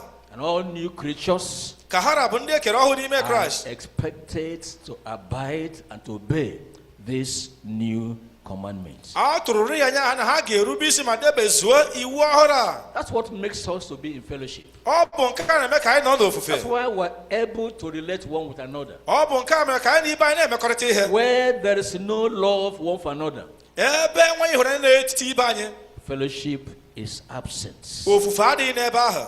It's mere pretense, it's mere window dressing. Ọ bụ naanị ime ka a ga-asị na abụ otu. And the Lord will help us so to abide, and the world will see for themselves that we belong to him in Jesus' name. Onye nwe anyị ga-enyere aka anyị ga-egosipụta ịhụnanya o wee mata na anyị onwe anyị bụ nke ya n'aha Jizọs. Romans chapter 12. Akwụkwọ ndị Rom isi nke 12. We're reading verse 10. Amaokwu nke 10. Romans 12 verse 10. Akwụkwọ ndị Rom isi 12 amaokwu nke 10. Be kindly affectioned one to another with brotherly love, in honor, preferring one another. N'akụkụ ịhụnanya n'ebe ibe unu nọ, ka ihe mmadụ ibe unu na-atọrịta unu ụtọ nke ukwuu, n'akụkụ nsọpụrụ na-acharanụ ibe unu ụzọ. Loving one another is shown in kindness. Ịhụrịta ibe anyị na ya bụ nke a na-egosi n'ebe obi dị nro na obi ọmịiko dị. Showing kindness to your brother, showing kindness to your sister. Igosi nwanna gị nwaanyị, nwanna gị nwoke obi ọmịiko. Willing to meet and to supply the needs of your brother, the needs of your sister. Ịdị njikere igbo mkpa nwanna gị nwoke, igbo mkpa nwanna gị nwaanyị. Because this is the command of the Lord, and this is what makes you a member of the family of God. N'ihi na ọ bụ nke a mere gị onye nke Chineke, nke a mekwa ka ị bụrụ otu onye n'ime ezinụlọ nke Chineke. Galatians chapter 6. Akwụkwọ ndị Galatia isi nke 6. I'm reading verse 9 and verse 10. Amaokwu nke 9 na nke 10. And let us not be weary in well doing, for in due season we shall reap if we faint not. If we faint not. As we have therefore opportunity, let us do good unto all men, especially unto them who are of the household of faith. Ma ike agwụla anyị n'obi n'ime ihe ọma, n'ihi na anyị ga-enweta ihe ubi mgbe oge ya ruru, ma anyị adaghị mba. Ya mere otu ọ dị, anyị were oge a ka anyị na-alụ ezi ihe n'ebe mmadụ niile nọ, ma ka anyị na-alụ ezi ihe karịsịa n'ebe ndị nke ezinụlọ nke okwukwe anyị nọ. Kindness for the Christian should be something on a daily basis. And opportunities are coming on a daily basis. We're seeing day by day brethren who have one need or the other. And the Lord commands that if we are truly brethren, we should give attention to those needs.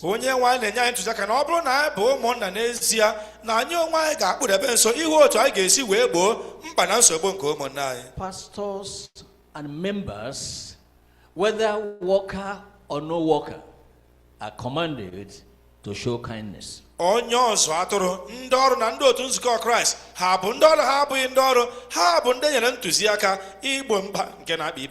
if we are genuine in our profession, we are commanded to show love one to another and show it by our kindness. To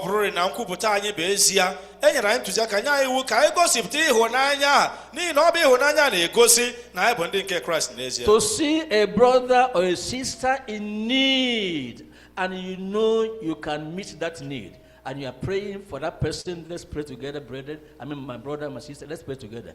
God is a miracle worker. God supplies our need, and the thing is in your pocket. The thing is there in your house. That is no Christianity. That is hypocrisy. Why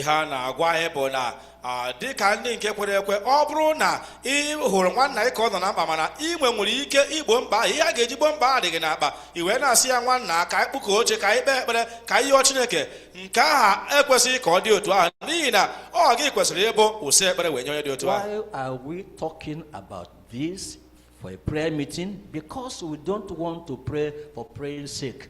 We want to pray and God answers our prayers. The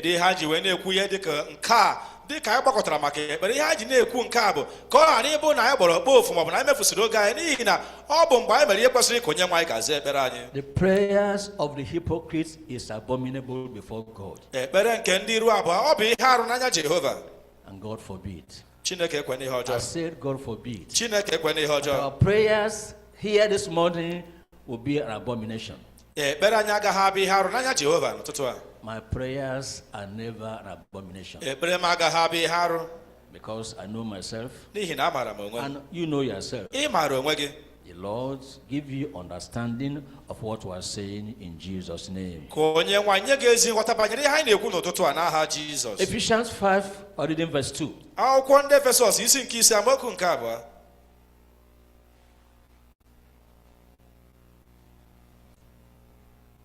And walk in love, as Christ also had loved us, and had given himself for us, an offering and a sacrifice to God for a sweet smelling savour. Na-ejegharịkwa n'ịhụnanya dịka Kraịst anyị hụkwara unu n'anya rarakwa onwe ya nye n'ihi anyị dịka ihe chere n'ilu Chineke na aja a chụrụ nye ya ka ọ bụrụ isisi nke ihe isi ụtọ. Blood washed disciples. They are followers of the Lord, and they do all possible to remain followers who are following in fellowship. Ndị na-eso ụzọ ndị eji ọbara wee gbapụta ha bụ ndị na-eso ụzọ na-emekwa ka ha rabụ ihe dị ha n'aka ịhụ na ha bụ ndị na-eso ụzọ ndị na-eso nzọụkwụ nke Onyenwe anyị. Whatever will not make for brethren remaining in fellowship, the Christian blood wash should jettison them and must not be found in any of them. Ihe ọbụla ga-abụ ogbochi wee nye ọnọkọ ndị kwere ekwe ezi kwere ekwe ga-agbalịsi ike ịhụ na o wepụrụ ihe dị otu ahụ na ndụ ya. 1 Peter chapter 3. Ndị Peter nke mbụ isi 3. I want to read verse 8 and verse 9. Amaokwu nke 8 na nke 9. Finally, be ye all of one mind, having compassion one of another, love as brethren, be pitiful, be courteous, not rendering evil for evil, or railing for railing, but contrariwise blessing, knowing that ye are thereunto called, that you should inherit a blessing. First Peter chapter 3 verse 8 and 9.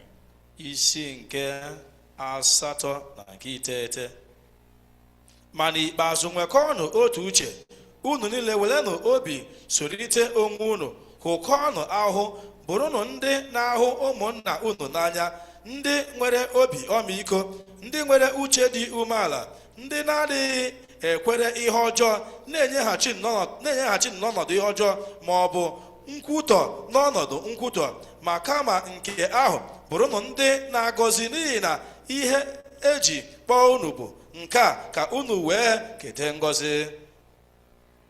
Amen. Amen. 1 John chapter 4. John nke mbụ isi anọ. I read verse 7 and 8 before we begin to pray. Amaokwu nke asaa na nke asatọ tutu anyị malite ikpe ekpere. 1 John chapter 4. John nke mbụ isi anọ and verse 8. Amaokwu nke asaa nakwa nke asatọ. Beloved, let us love one another. Ye that are loved of God, let us love one another, for love is of God. And everyone that loveth is born of God, and knoweth God. He that loveth not, knoweth not God, for God is love. Ndị m hụrụ n'anya ka anyị hụrịta onwe anyị n'anya, n'ihi na ịhụnanya bụ ihe si na Chineke pụta.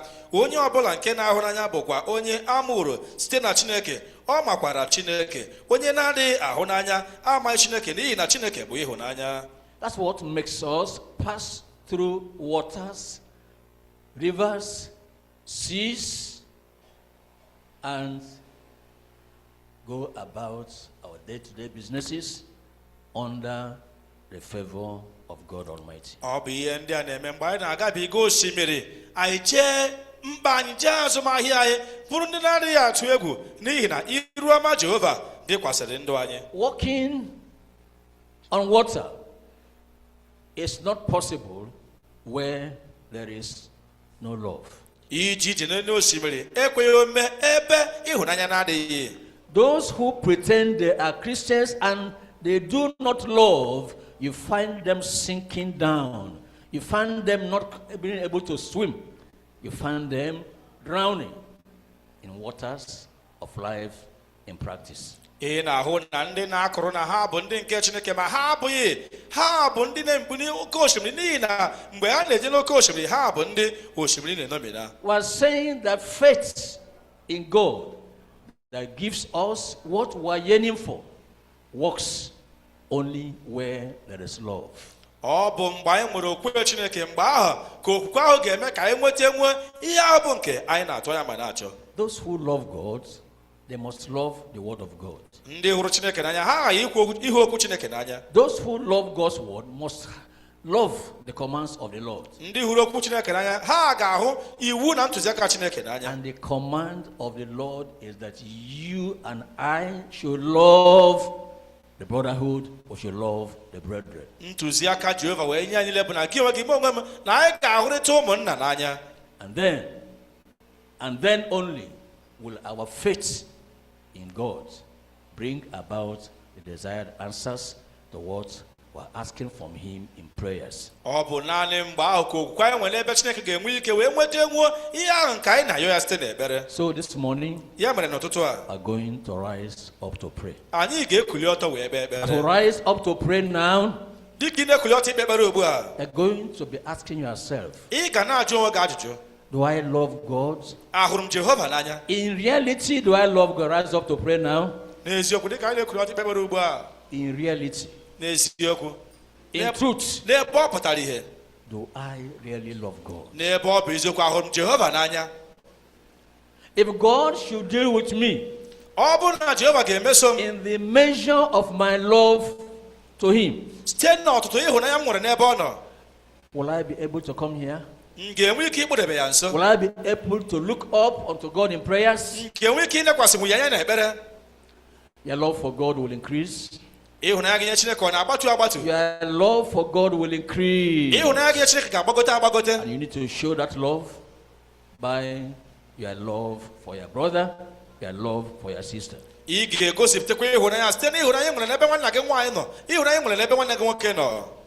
Brother, sister,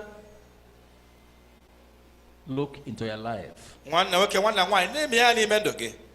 Tell yourself the truth about yourself.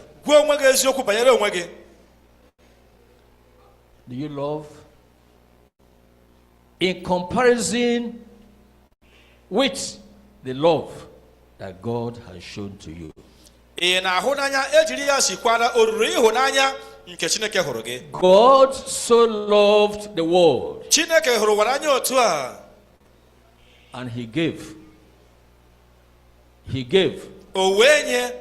an only begotten son,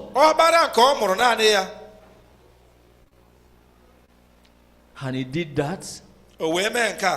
He showed that at a time when you and I were unlovable.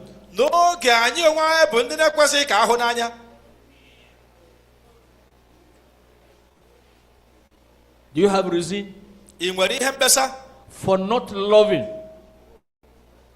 your brother or your sister? Do you have reason for avoiding your brother, avoiding your sister?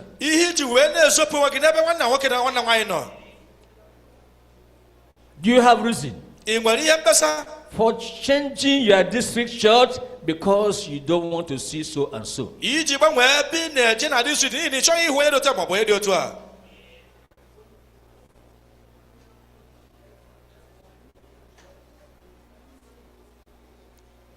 Do you have reason for avoiding the fellowship of the brethren?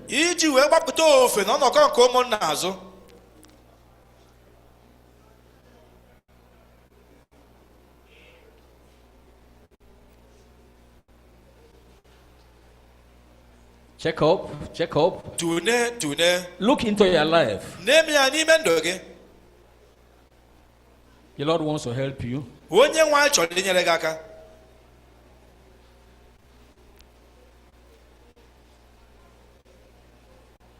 We don't play religion here.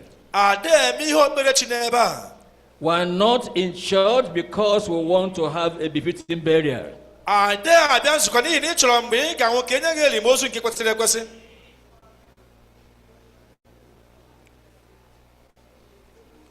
Brother, ask God to help you. Sister, ask God to help you. To so love God that you love his word, and whatever he commands you are ready, you are willing to do.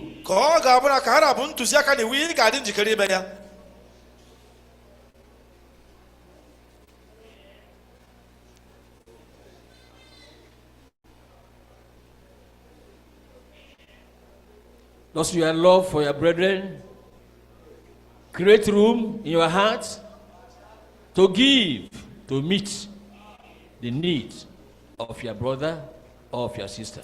Are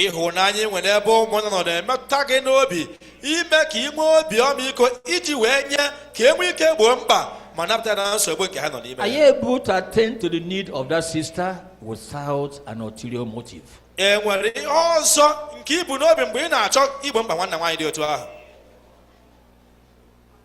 Are you able to help that brother in need without making him a slave to yourself?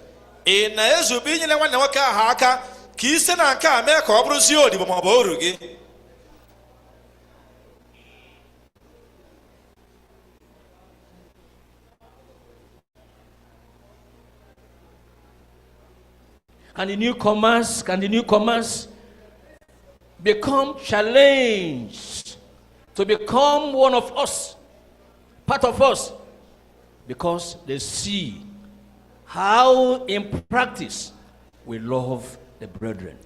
Iwu ọhụrụ a ọ bụ nke a ga-eme ka ndị ọzọ wee kwere mgbe ha hụrụ ka ịhụnanya anyị n'ebe mmadụ nọ na-apụta ihe.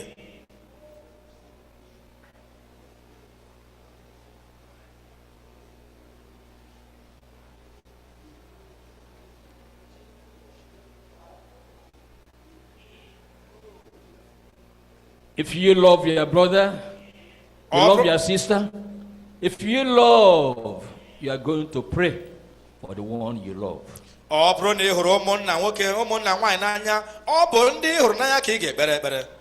You will not criticize and castigate and gossip about your brother, about your sister, if you love.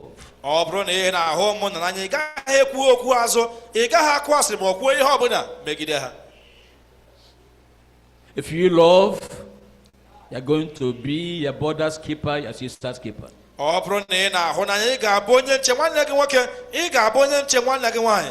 If you love and you see your brother, your sister falling, you want to give a lifting hand, a helping hand, to lift him up, to lift her up.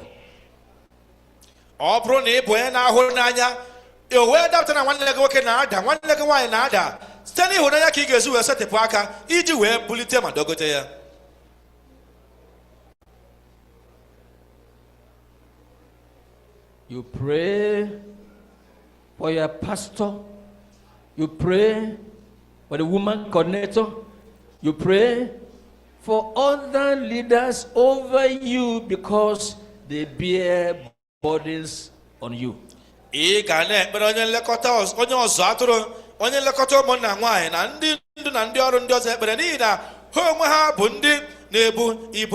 As your pastors are bearing burdens on you, as they are praying for you, the word of God commands you pray for them also.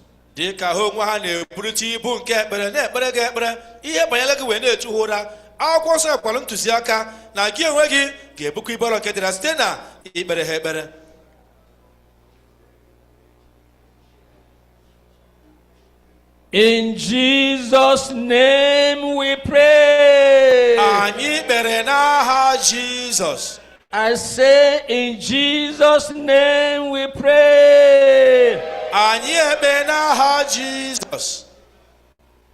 Now with a heart ready to love, ready to show kindness, ready to live as brethren. It is your privilege to go to God now. That same God who has touched your heart, that same God who has shown you the need for you to love more than you are loving at the moment, is willing and is ready to hear your petitions, the prayers you are making for yourself, for your needs.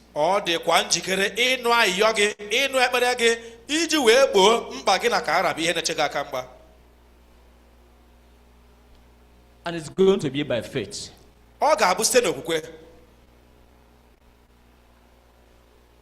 Israel believed God.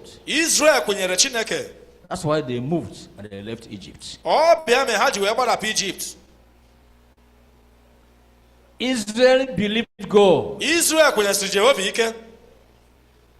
That's why as Pharaoh and his men were pursuing them, they knew God was going to do a miracle. And the same miracle God did for Israel is doing for the Israel of God today. And the church, that's the Israel of God. And you, as part of the church, expect a miracle from God this morning.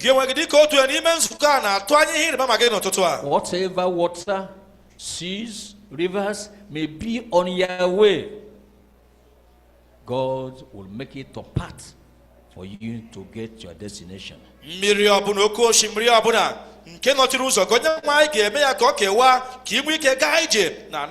I want to assure you by the word of the Lord that water will not drown you.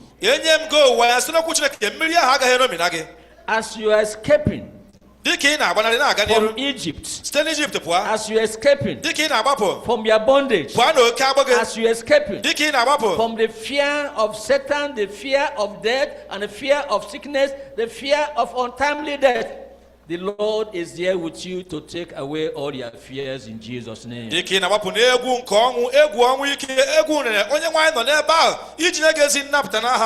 Let your prayers this morning be prayers of faith. And the Lord is going to answer your prayers. Few minutes, ask of the Lord what you need from Him. Now you have received His new commandment unto you. Something new is bound to happen to you. Something tangible, something miraculous is going to happen unto you. Only by your faith.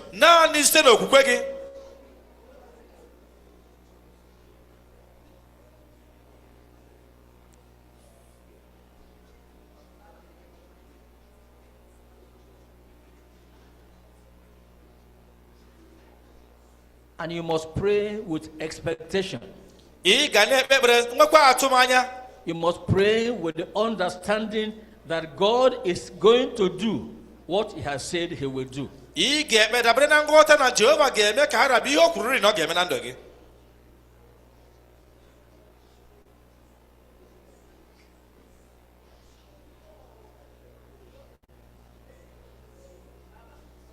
Expect that water, that sea, that river to part for you to go through on dry land.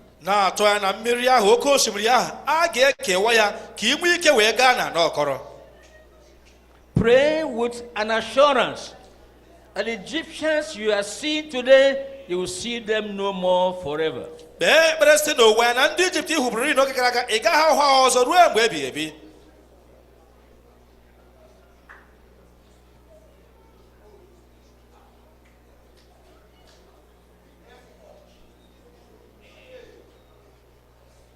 In Jesus' name we pray.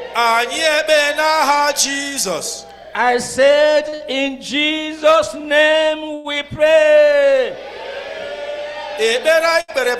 Jesus. Has God answered your prayers? I said, has God answered your prayers? If He has, and you know it, lift up your hand now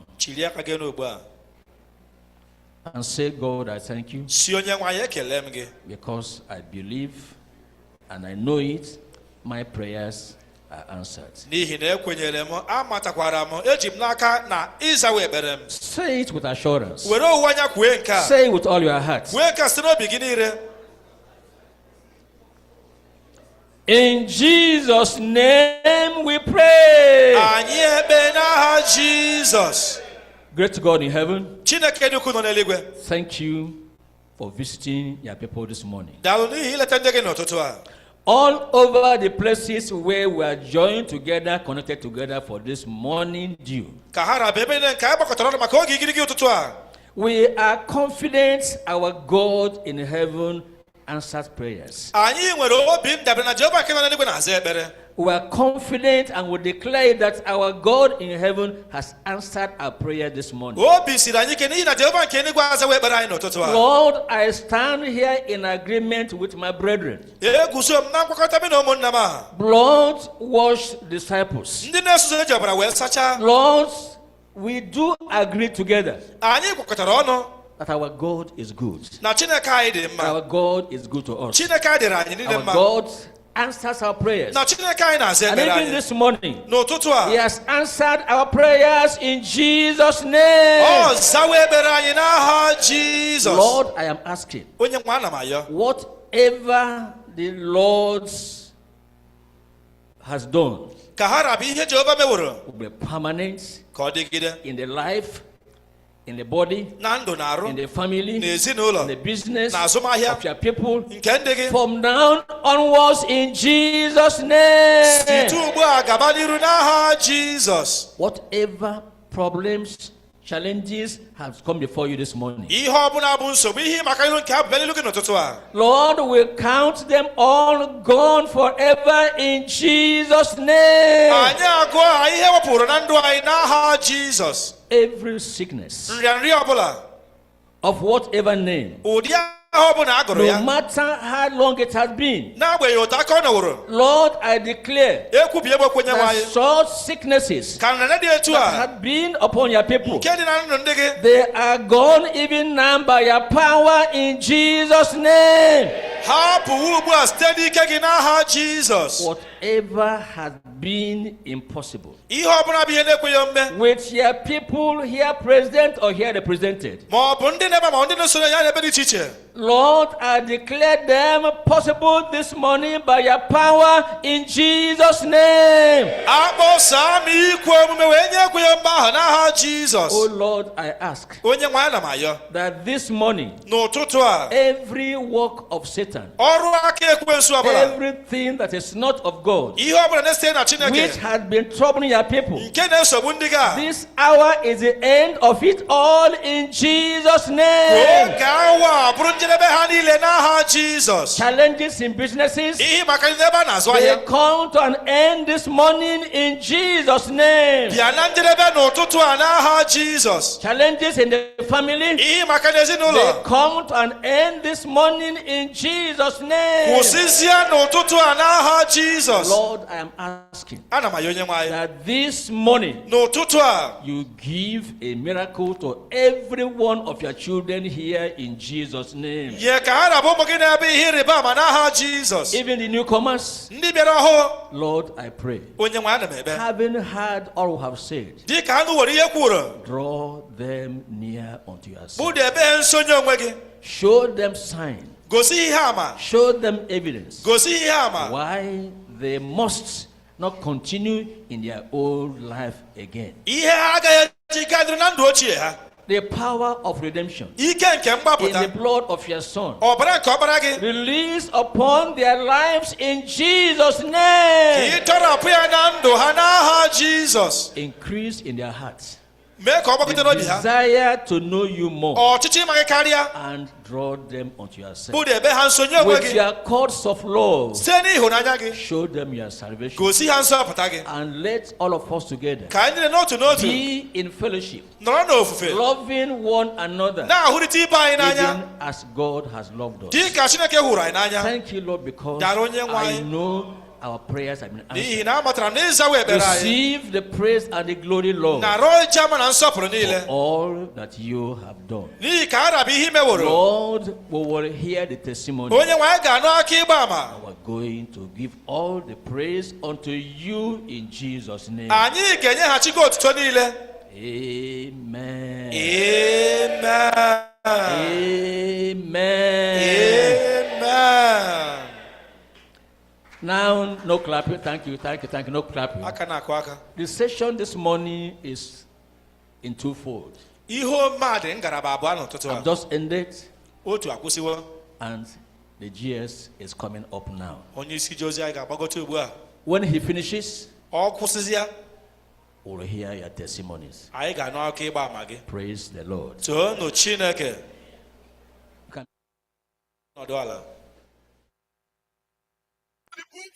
Loving Father in the Lord, Pastor Dr. W.F. Kumuyi. You're welcome, sir. Thank you, Pastor. Praise the Lord. I pray that the Lord himself will equip every believer, every child of God, so that we do exploits for him and for his glory in Jesus' name. Thank you, kind choir. That was great. Let's pray together Father, well, thank you. We have come to hear what you have for us. We do not draw the agenda, neither do we prepare the curriculum, but you are the one to tell us what you want, and we pray what you tell us, teach us, instruct us of, will bear fruit in every life, in every ministry, in every church, here and everywhere, in Jesus' name. Thank you, Lord, because we know you have answered.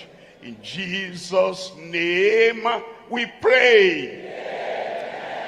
God bless you. You can sit down.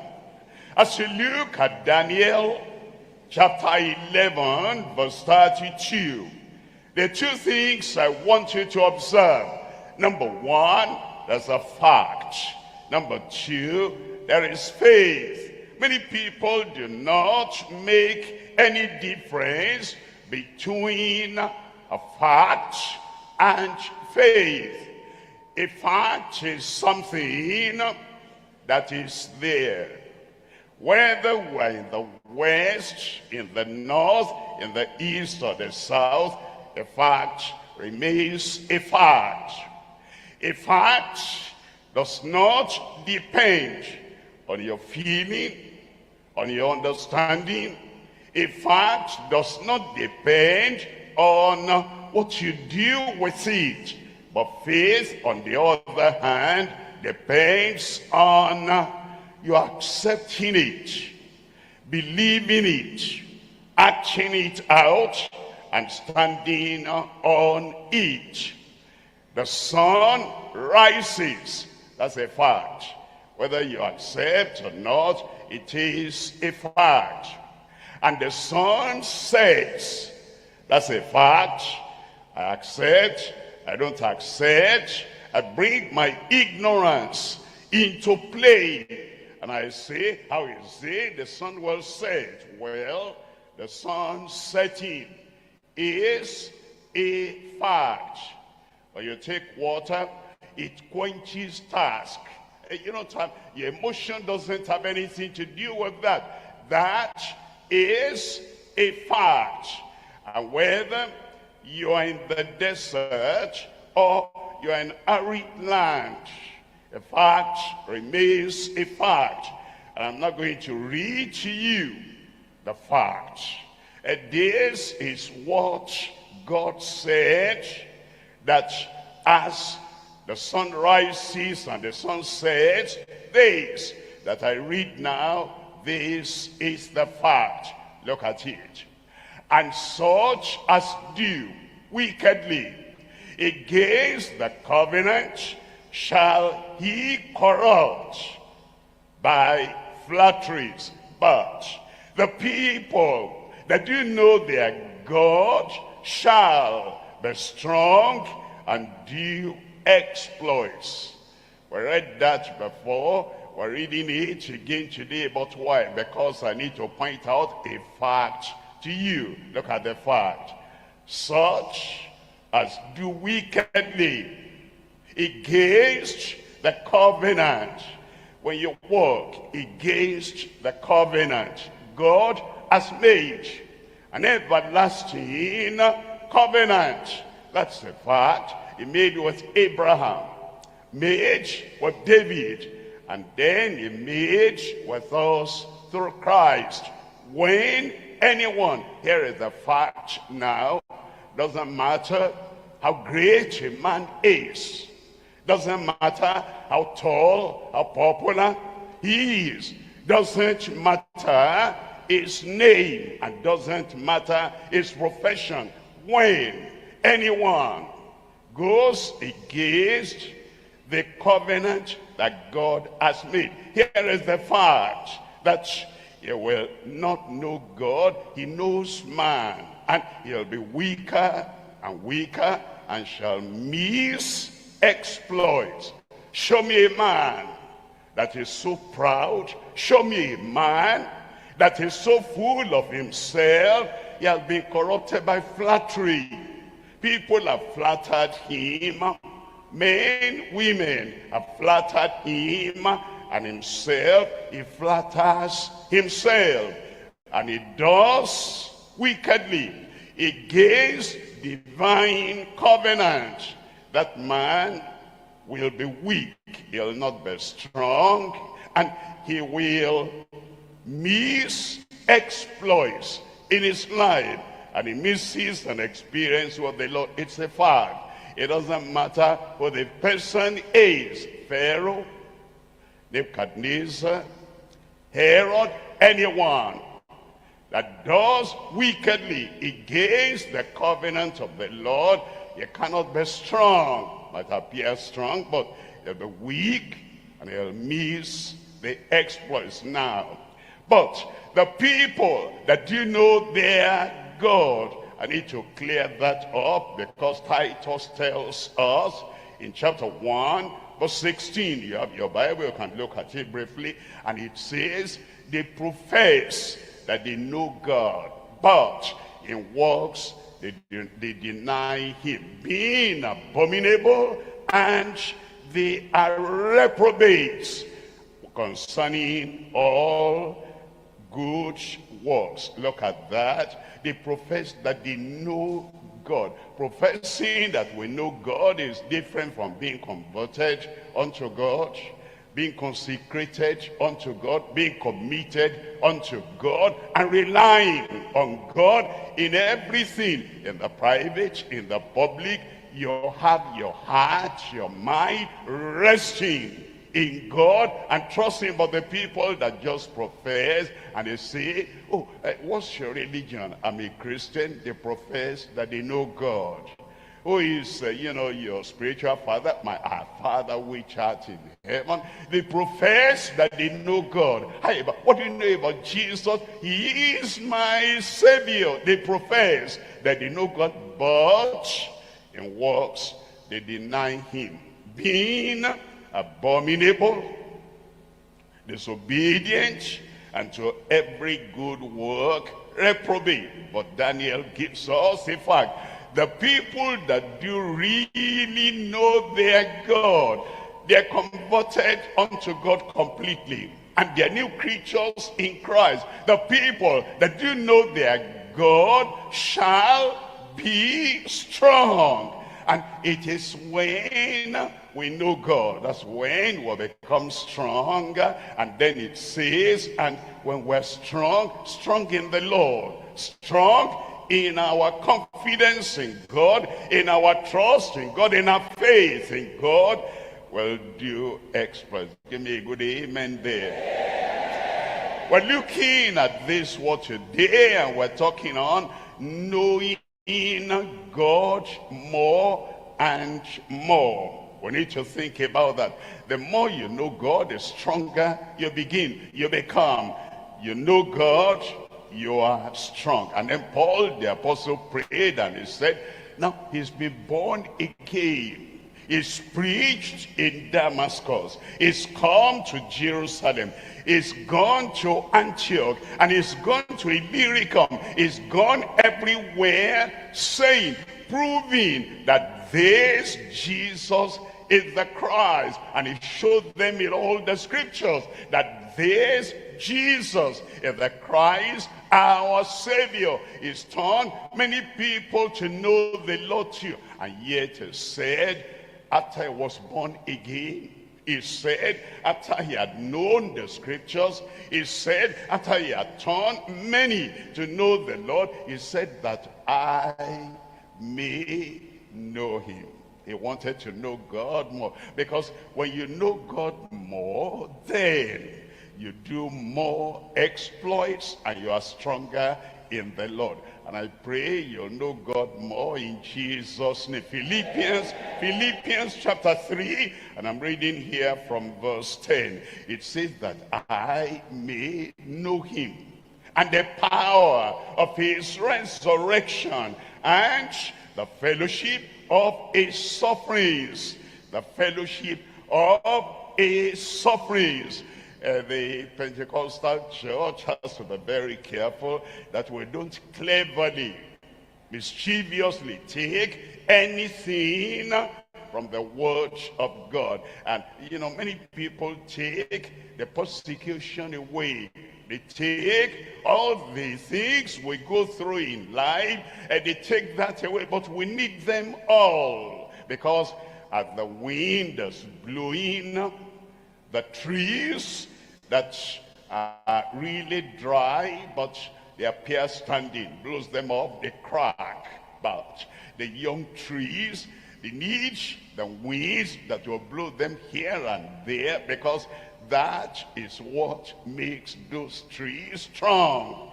We need all that God allows, all the persecution that God allows, all the opposition, all the criticism that the Lord allows. If he allows it, we need it. And we have the fellowship of his sufferings, being made conformable unto his death, that I may know him. That should be our prayer. I know him is my Savior. I know him is my sanctifier. I know him is the baptizer, my baptizer in the Holy Ghost. Paul the apostle had gone through all that, and yet he said there is more of God to know. And he says, I want to know him more. And then in verse 11, he says, if by any means I might attain unto the resurrection of the dead. Verse 12, in verse 12, not as though I had already attained. When some people get saved, they think they have come to the peak, and they think they have had all. Paul the apostle said, yes, I'm saved, but not as though I had already attained. Paul the apostle said, ye are witnesses how holily and justly and unblameably we lived our lives before you. And he said God is witness also. He was talking about his sanctification, holily, justly, righteously. And yet after that he said, not as though I had already attained. You remember how Ananias came and he said, the Lord, brother Saul, the Lord has sent me to you that I might lay hands on you. You receive your sight and you receive the Holy Ghost. You remember talking to the Corinthians, he said, I speak in tongues more than you all. He had been baptized in the Holy Ghost, immersed in the Holy Ghost, and yet he said, not as though had already attained. There's a man that you'll think has even received all, because he said, God revealed to me the unsearchable riches of Christ. And yet he said, I want to know him more, know him more, know him more, because not as though I had already attained, either were already complete, perfect, totally full, but I follow after. That's how to know God. I want to know him more. I follow after. And then it says, hey, that I may apprehend that for which also I am apprehended of Christ Jesus. Verse 13. In verse 13, brethren, I count not myself to have apprehended, but this one thing I do. Waking up in the morning, this one thing I do. Reading my Bible, this one thing I do. Having a new opportunity, a new privilege, this one thing I do. Forgetting those things which are behind. Forgetting those things which are behind and reaching forth unto those things which are before. Then it says in verse 14, I press towards the mark of the prize of the high calling of God in Christ Jesus. The fact, when you know God and know him more, you become stronger and stronger, and you now are capable of doing extraordinary unprecedented exploits. We're looking at knowing God more and more for extraordinary, unprecedented exploits. 3 things we're looking at. Number 1, dedication for exploits through the entire world. Number 2 is doing exploits without exploiting the weak.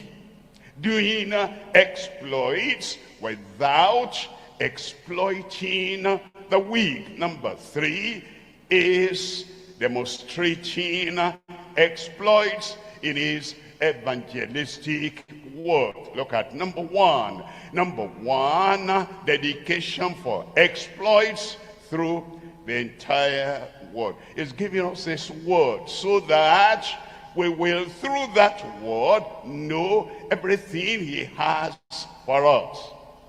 Believe everything he has for us. Appropriate everything he has for us, and then demonstrate everything he has for us. Dedication for exploits through the entire word. In Matthew chapter 28 verse 18, and Jesus came and spake unto them, saying, all power. He said, don't look any other direction. All power is with Christ. He said, don't give your heart, your life, your commitment to any other hidden personality somewhere, because all power is given unto me in heaven and in earth. It says here on earth and also in heaven.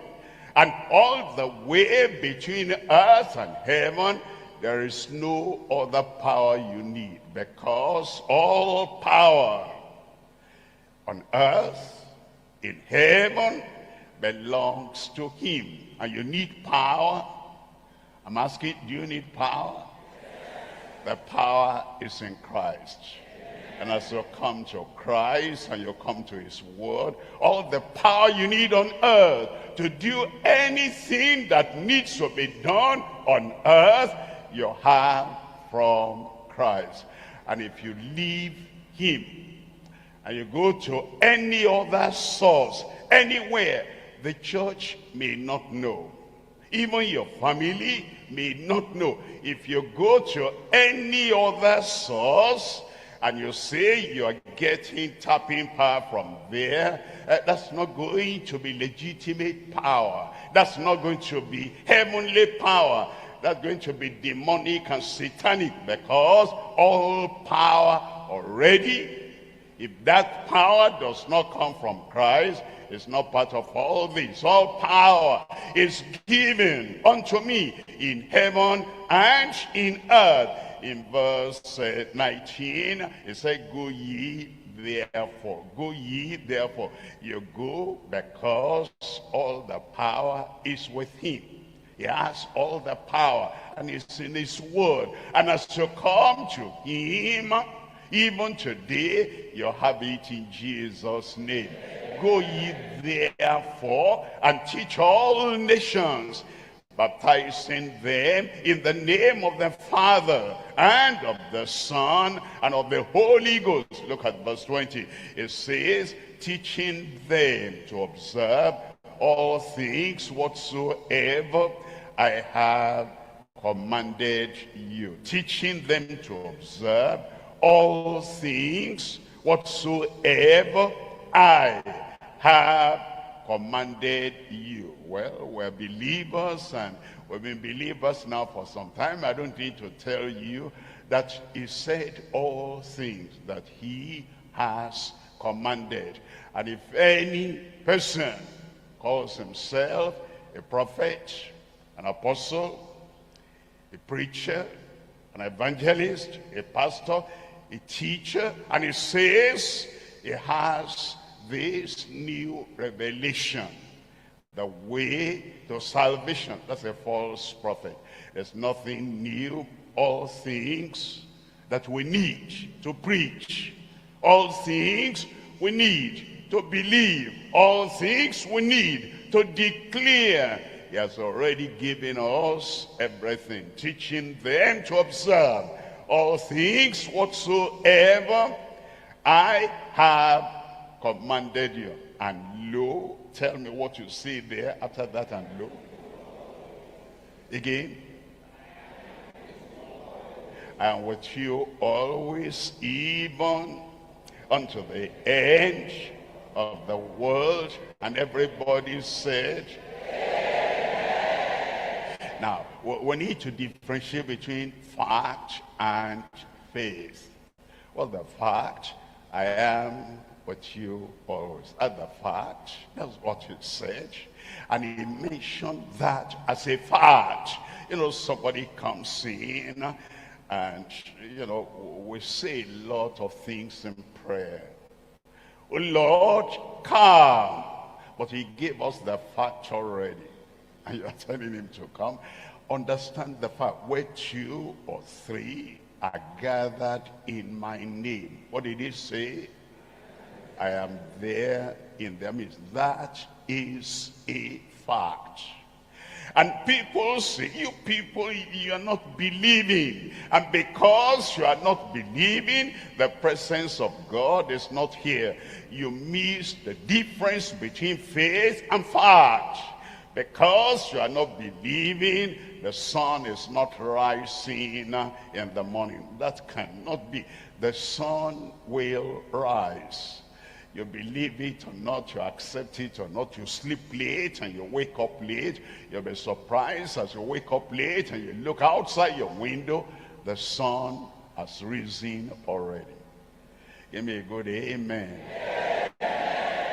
The fact cannot be changed by my feeling. I don't feel good. I don't feel high. I don't feel like this, feel like that. Here is a fact.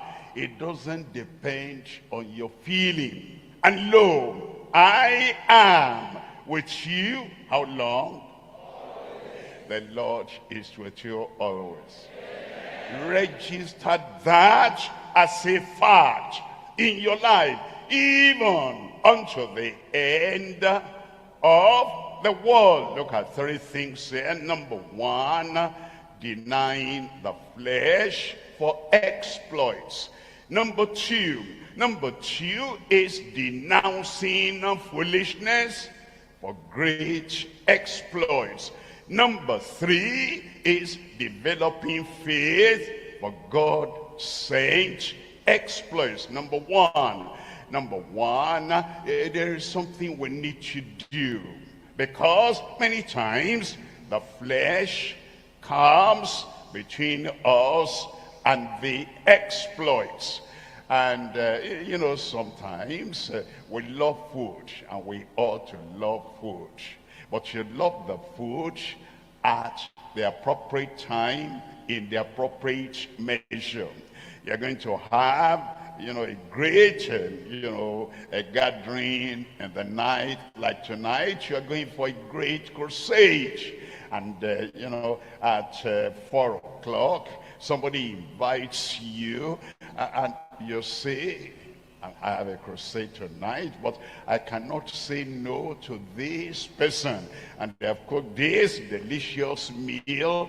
I cannot say no. It's not you cannot say no, it's the flesh. You don't want to say no to it. It's not the person there, it's your flesh. And then you go there and you sit down and you drink all the drinkables and you eat all the edibles and you're stuffed.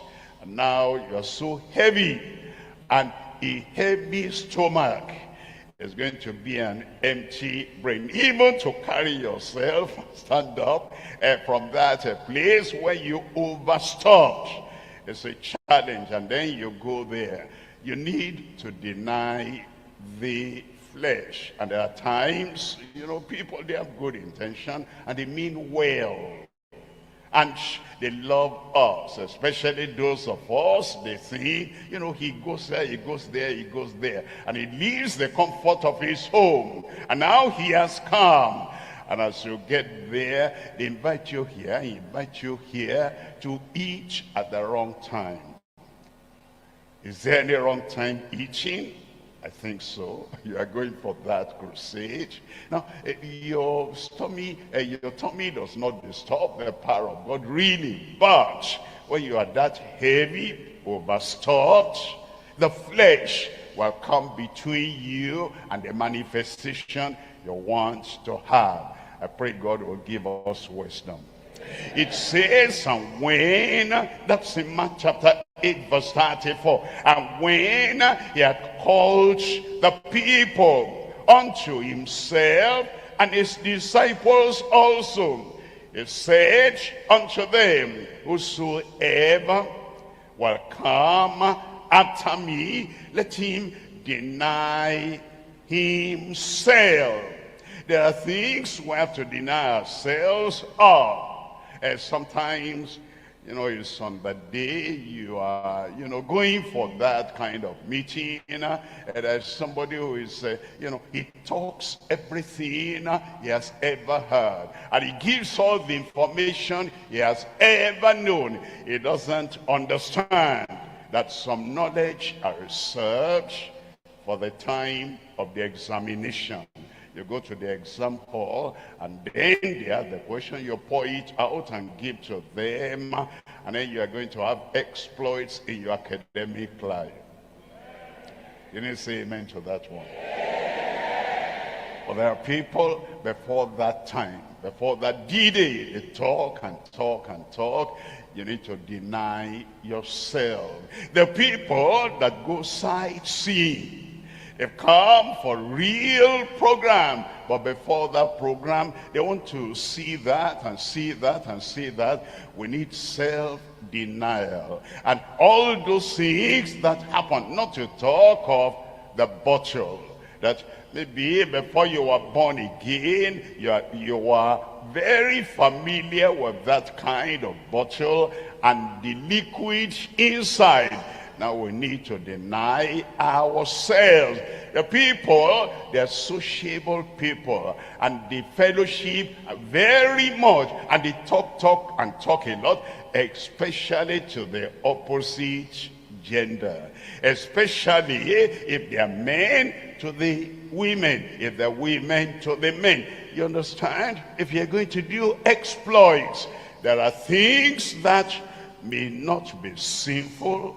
There are things that may not be ungodly, but you have to deny yourself of them. It says, whosoever will come after me, let him deny himself. Now, if I wrote that himself as H-self,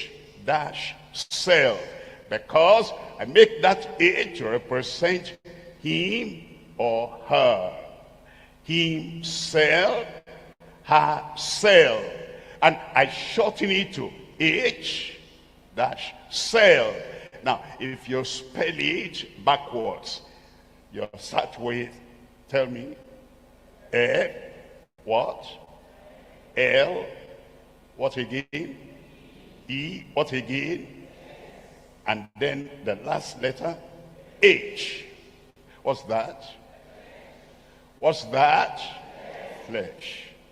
Now, when it says flesh, many times you read in the New Testament, and it says the works of the flesh, and then flesh and flesh. It's just talking about himself, herself, but it's spelling it in the opposite direction. The things that please self, and the things that self is always looking for. He wants us to deny ourselves, himself, herself. And when we do that, you starve the flesh, and then the spirit and the exploits will grow in your life as in my life, in Jesus' name. Look at number two. Number two, we're looking at denouncing foolishness for great exploits. Denouncing foolishness. When we look at the word foolishness, we think about the people outside there, look at the way that man is walking, look at the way he's staggering, look at the way he's driving, and we associate the word foolishness to them. But in Proverbs chapter 24, I'm reading from verse 9, the thoughts of foolishness is sin. When you meditate on something foolish and you imagine in your heart something foolish and you daydream of things foolish and you wish that that thing, opportunity will come, you do that thing and it's a foolish thing. It says the very thoughts of foolishness is sin, and the scorner is an abomination unto men. If the scorner is an abomination unto men, it's an abomination unto God. And so you want to do exploits, you will. I said you will, but you have to deny self, the flesh. You have to denounce foolishness so that you'll be released to do great exploits in your life in Jesus' name. Look at number 3 here. Number 3 is developing faith for God-sent exploits. In Romans chapter 10, reading from verse 17. Romans chapter 10, verse 17, so then faith cometh by hearing. Now you see, you mustn't stop there, because there are a lot of things that come by hearing. Fear also comes by hearing. Foolishness comes by hearing. Filthiness comes by hearing. What you hear, what you see, and what you dwell on. A lot of things, fretfulness, worry, anxiety comes by hearing. But here is the difference. So then faith cometh by hearing, and hearing, tell me, when you hear the word of salvation, and you hear it, and hear it, and hear it, it persuades you, and it brings faith for salvation. When you hear the word of healing, the promise of healing, you didn't know that before. You read it in Genesis, healing. You read it in Exodus, healing. You read it in Deuteronomy, healing. And you read it in the Psalms, healing. You read it in Jeremiah, healing. And you read it in Hosea, healing. You read it in Matthew, you read it in Mark, you read it in Luke, you read in John, healing. You read in Acts, healing. You move on to Revelation, you're hearing and hearing, healing until Revelation. When you hear it and hear it and hear it, faith cometh by hearing, and hearing by the word of God. Deliverance comes by hearing, and hearing by the word of God. You read in the Psalms, and you read of the deliverance. You read in Isaiah, you read of the deliverance. You read in Jeremiah, you read about the deliverance. You come to Matthew, you read about deliverance. You come to Mark. These signs shall follow them that believe. As you hear and hear and hear, then faith will come for deliverance. You are delivered in Jesus' name. You read about holiness. You read that holiness. You read in Exodus, and you read in Leviticus. You read the holiness in Joshua. Sanctify yourself this day, because tomorrow the Lord will do wonders among you. You read it also in 2 Chronicles, and you read about it in the Psalms. You read in Isaiah, a way shall be there. It shall be called the way of holiness. You come to Matthew and Mark and Luke and John, and you come to us, and you're reading about holiness. 1 Corinthians, 2 Corinthians. You're reading about holiness because faith cometh by hearing, and hearing by the word. You read it so much until unbelief will turn to faith. And you have faith for every good thing that the Lord has promised, because you hear and hear and hear. So then, faith cometh by hearing, and hearing by the word of God.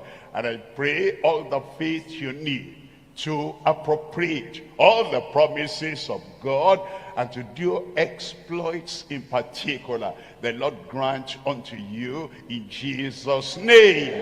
Look at number 2. Point number 2 here is doing exploits without exploiting the weak. Look at Matthew chapter 10, reading from verse 1. Matthew chapter 10, reading from verse 1. And when he had called unto him his 12 disciples, he gave them power, like he's giving us power. Okay, I'm saying he's giving you power. If you accept what he gives you, like they accepted what he gave them, you'll say, good, good, amen. He gave them power against unclean spirits. We should know what we have. You maybe just suddenly woke up in the night and you felt something you didn't expect, and you say, they have come. Why did you say that? That language was taught in your mind. Nobody has come, because you have power against every unclean spirit. You are the temple of God. No evil power, evil spirit will come to defile or to destroy your body. For this purpose, Christ was manifested, that he might destroy all the works of the devil. You are going to live in health. I said you will live in health. Healing, health, wholesomeness unto you in Jesus' name.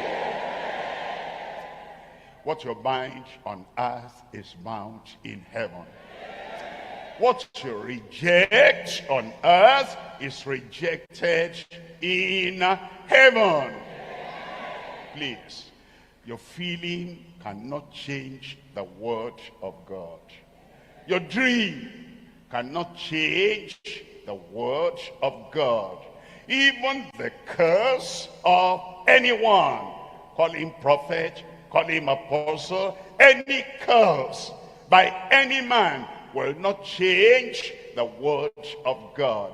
The word of God is a fact. Already it says he gave them power against, tell me, say it aloud, unclean spirit, to cast them out, and to heal all manner of sickness and disease. Now look at verse 8. Verse 8. In verse 8, it tells us, heal the sick, cleanse the lepers, raise the dead, cast out devils. Let's read the last part together. 1, 2, 3, go. Say that again. Don't exploit the weak while you do exploits. You got it freely from the Lord, and you give it freely. If you go to a crusade field and you say, there's healing here for everyone, there's blessing here for everyone, but you need to understand there's $1,000 blessing, there's $5,000 blessing, there is $10,000 blessing. Now, whichever you want, if you want the $1,000 blessing, come on here, and then bring either the check or the money, $1,000. Now, you're exploiting the weak. And you say there is, blessing here, $5,000 blessing, $10,000 blessing. Now, the $10,000 people here, $5,000 people here, and $1,000 people, and they all come. They're ignorant. What do they know? They just think, okay, if I go to the hospital, and it might cost me this to get all the medication or the operation. And now this is not hospital, this man has come. And he says he is the great power of God. Well, if I don't have 10,000, maybe I have 5,000. And then the poor people are becoming poorer, and the richer, the preachers are becoming richer. That is not of God. Make up your mind. The Lord will give you power. You will do exploits in Jesus' name. But you do exploits without exploiting the weak.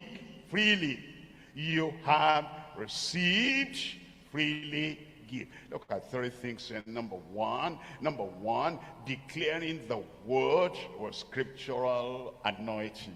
Declaring the word with scriptural anointing. Number two is defending the weak with spiritual authority. Number three is demonstrating his works with sanctified worthiness. Worthiness that is sanctified, that shows the evidence you're worthy of his calling. You're worthy at his coming, when he comes. And it needs a holy heart, a pure heart, a sanctified vessel to take what God had given for the benefit of the people, demonstrating the works with sanctified worthiness. Look at number one. Number one, declaring the word with scriptural anointing. It tells us in 2 Timothy chapter 4 verse 2, preach the word. Please preach the word. You know what God says in Mark chapter 16 verse 20? The Lord walking with them, confirming the word. Confirming the word. You don't preach any other thing. If you really want a confirmation from heaven, preach the word. Be instant, in season, out of season.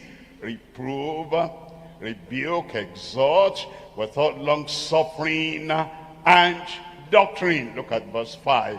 In verse 5 it says, watch thou in all things. When the tendency is there to go astray and to leave the word alone and to preach what the people want. You come to a place and it's a place where people drown themselves in the bottles of alcohol, in the bottles of local wine, and their life there. The last thing they want you to talk about is drunkenness. They don't want you to go to that area. All they want is that you declare God is good, God is merciful, God is loving, and God bless you all. Now that's not the right word to the drunkard. They have to repent. They have to turn away from their drunkenness. They have to turn away from their idol worship. Preach the word. And don't just satisfy. You know, some people, they satisfy politicians.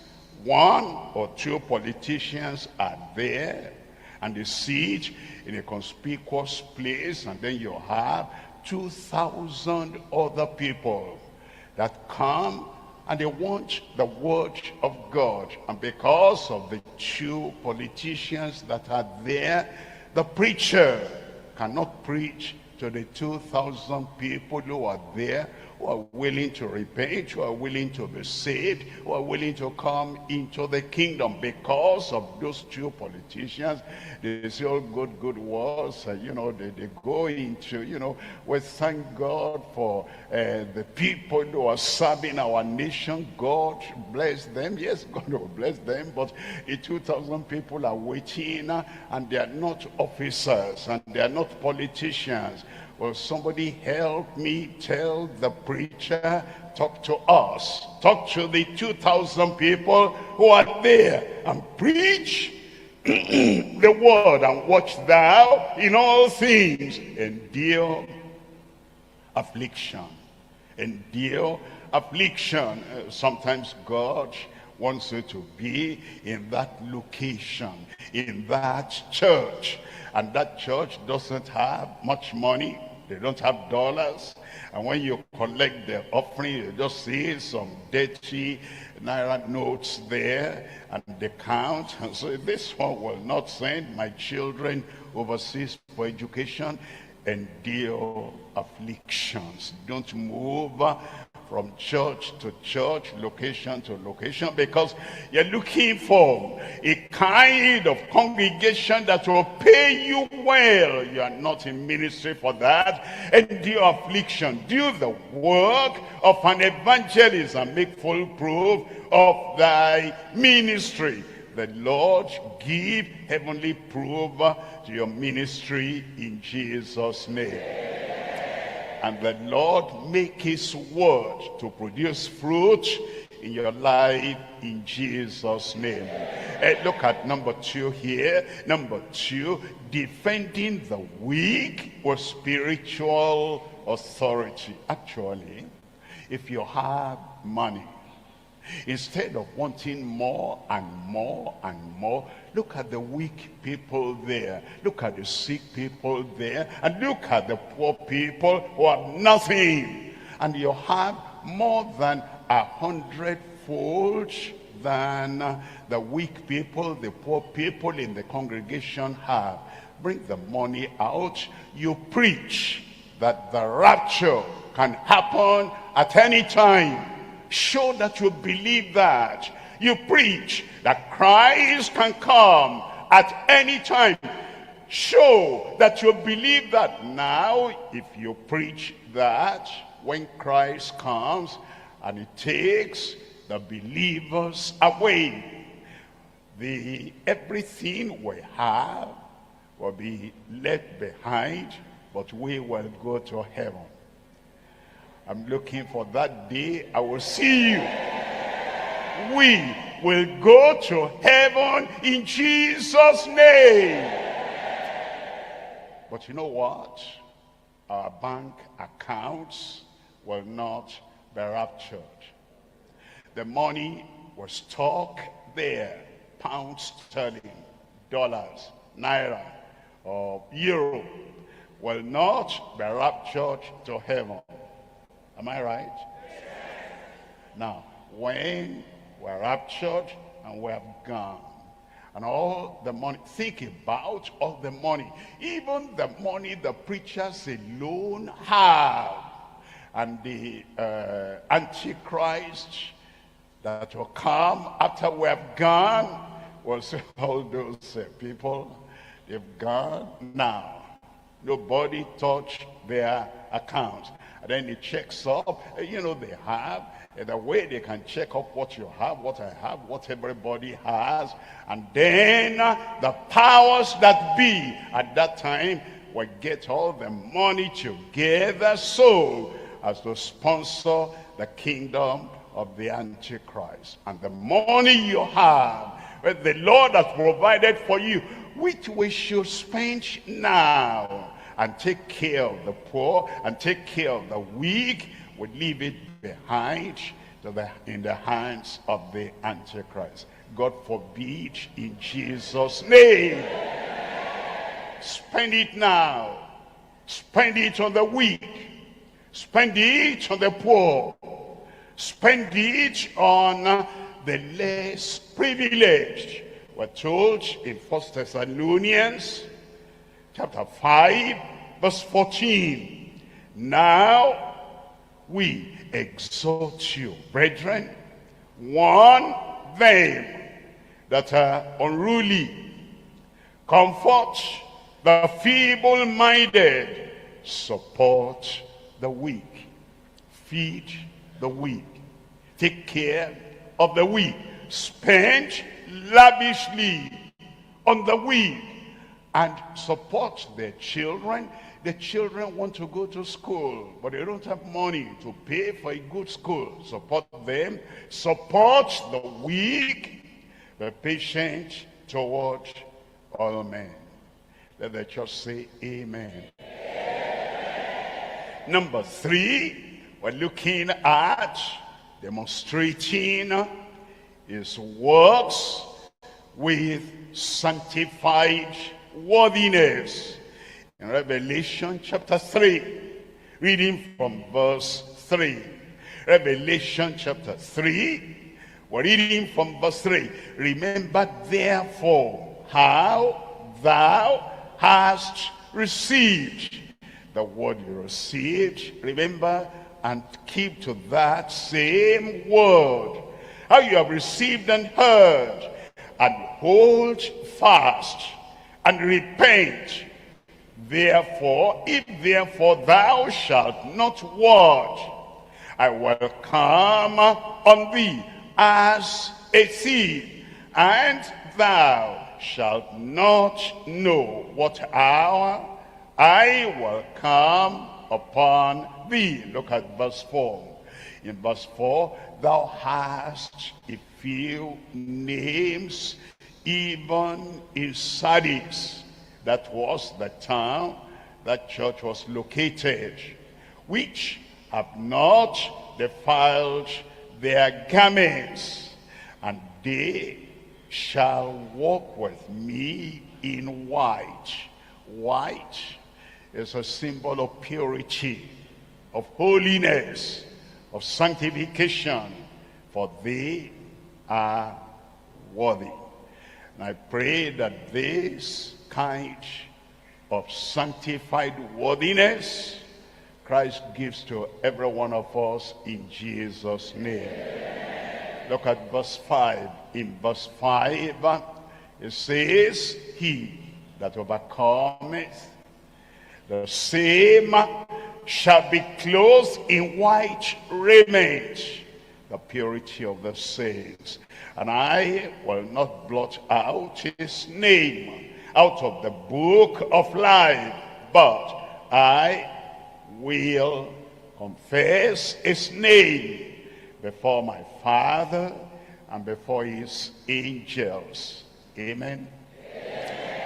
That's the greatest thing you can have when time has passed, when eternity has come, and you go there, up there, and whatever people say about you here on earth, whether good or bad, positive or negative, whatever people say, all that will not matter. People can lie against you.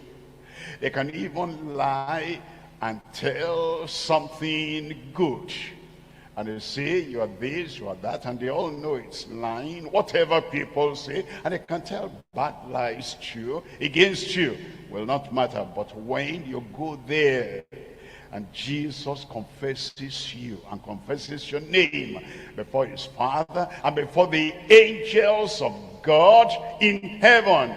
That is the real thing that matters from that time and for all eternity. We'll come to point number 3. Point number 3 is demonstrating exploits in his evangelistic work. It's giving us a work to do. And when we talk of exploits, we're not demonstrating exploits in, somebody goes to the side of the road and he says, I'm going to demonstrate exploits. I stand here and no matter what kind of vehicle is coming, even if it knocks me down, I will not die. That's not the kind of exploits we're talking about. Somebody says, the jacket he wears, he has not dry cleaned it for 3 years and been wearing it every day. And he says, and the thing is, it doesn't have any odor at all. That's not the kind of exploits we're talking about. It's the exploits on the evangelistic field in the work of evangelism that he has given us to do. As he said, go into all the world and preach the gospel to every creature. That the kind of work is giving us to do, and that is where we demonstrate exploits. You will do it in Jesus' name. We're looking at 3 things here. Number 1, evangelizing with great personal consecration. Number 2 is exploits while pursuing the Great Commission. Number 3 is edifying and purifying the glorious church. Look at number 1. Number 1 is evangelizing with great personal consecration. Mark chapter 16, and I'm reading here from verse 15.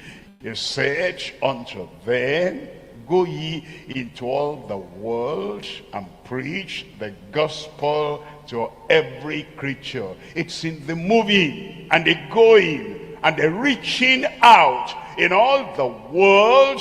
That's when the power of God will be manifested through you in Jesus' name.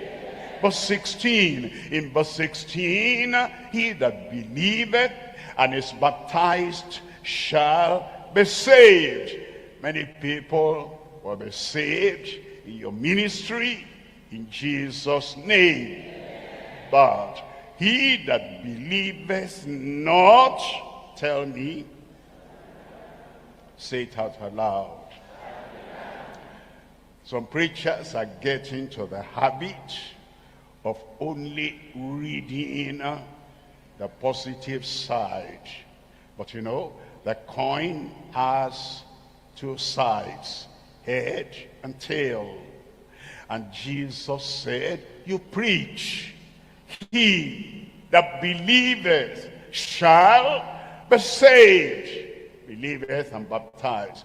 But then preachers will gloss over, they skip over the second part, because they say, you'll never hear something negative out of my mouth. And so, damnation, no. And you keep quiet on that issue until you don't even believe it anymore. Give all the words of Christ. It's not your word. You don't have any authority to edit the word of Christ. He is the great evangelist. He is the great shepherd. He is the great savior. And he came to seek and to save that which was lost. And now he's committed the work, evangelistic work, into our hand. And he said, so say what he said. Believe what he has spoken and declare what he has spoken. He that believeth and is baptized shall be saved. Give me a good amen there. But he that believeth not shall be damned. Another amen. Then it said, while you go preaching the gospel to every creature, look at the exploits that will happen. Through who? Say it well. Do you believe that? Let me see your hand. In Jesus' name, it is confirmed. Verse 17, and these signs shall follow them that believe. You. Because you believe, these are the signs that will follow you. In my name shall they cast out devils.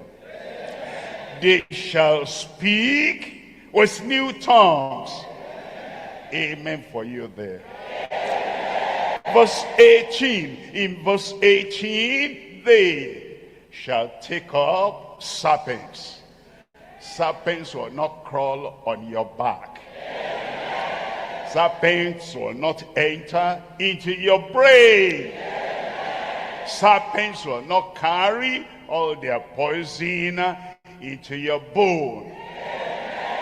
Serpents will be under your feet.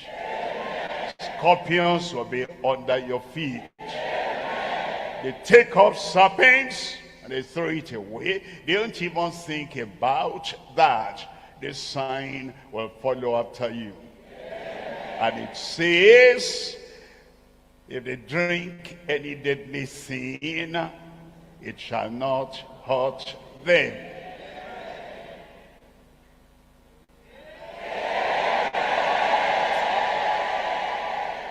We don't drink deliberately, but if anybody on your evangelistic field, you cannot carry cooking pots and food and the cook with you everywhere you go. If anybody wants to play a game, a dangerous game with your life, and you accidentally drink any deadly thing, as it comes in, it will be flushed out. And they shall lay hands on the sick. What are the hands that will be laid on the sick? Where are the hands that will be laid on the sick? That hand. That hand. That hand. That hand. Yes, outside I know you are there. Your hand you lay on the sick. The sick will recover in Jesus' name. We come now to number two. Number two, we're looking at exploits while pursuing the Great Commission. Exploits while you pursue the Great Commission. Acts 8, we're looking at verse 4. Acts 8, verse 4. Therefore, they that were scattered abroad went everywhere preaching the word. Look at verse 5. In verse 5, then Philip went down to the city of Samaria.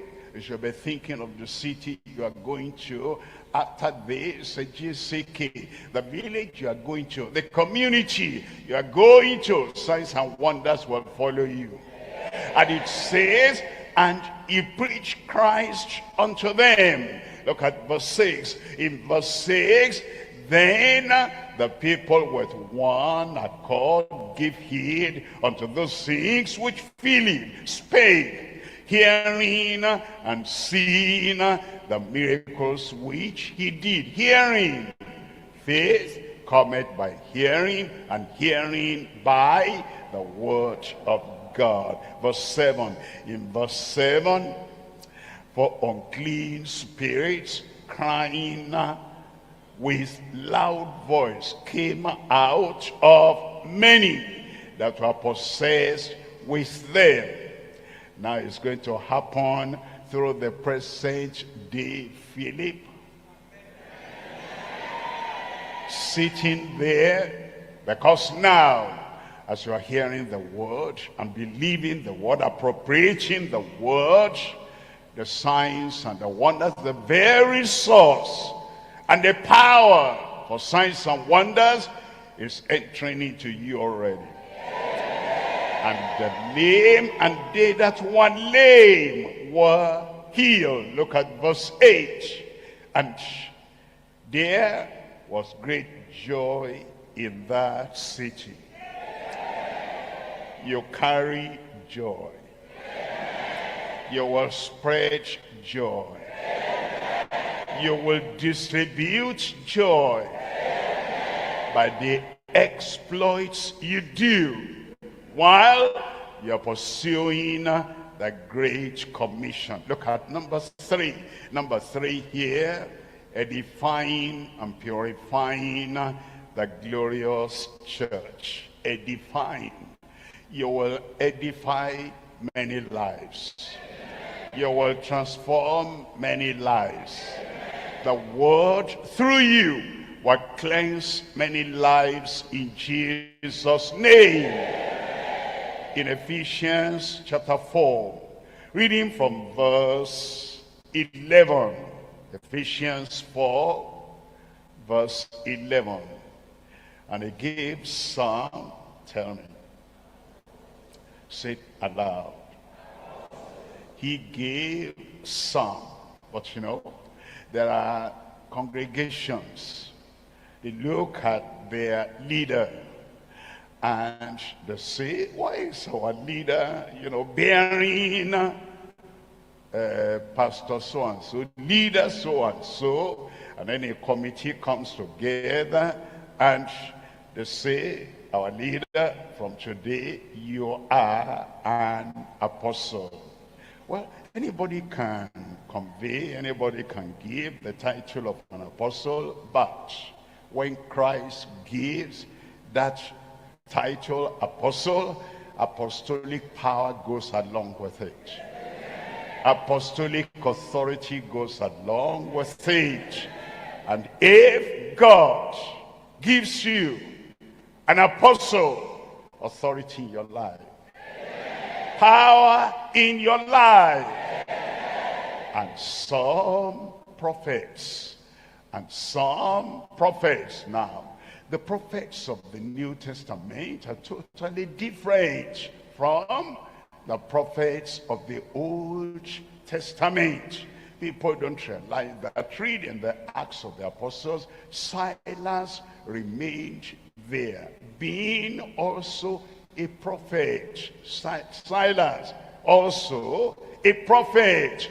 And when you read in Acts chapter 16, the magistrate said, let those men go. It's referring to Paul and referring to Silas. And Paul said, they're beating us, being Romans. And they tell us to go in the secret. Let them come and check us out themselves. And he told those magistrates, and they said, these people are Romans. When you read the whole chapter, it says, and the apostles, when they had come out. It refers to Paul and refers to Silas as apostles. And their works honor them as apostles and prophets. How? Because Paul and Silas sang in the night, and the prison doors opened. The evidence of apostleship and the evidence of the prophetic ministry will go along with the apostle and the prophets in Jesus' name. And from today, you will not be a nominal apostle. You will be an active apostle. Authoritative apostle. You will not be a nominal prophet. by name only, by ministry, by revelation, by declaration, by power, revelation from on high. He gave some prophets and some, tell me, evangelists. Evangelists. It's not what we call ourselves, it's what God calls us. When God called Moses, he called him a deliverer. That's the important thing. When God called Joshua, he called him a conqueror, that every place your foot shall tread upon, I've given unto you. It's what he calls us that matter. When God called David, he called him a man after my own heart. And when he calls you, if he calls you evangelist, listen to him. The work of the evangelist you will do. And he gave some pastors. He gave some pastors. You check up in Jeremiah. I will give you pastors that will feed you with knowledge.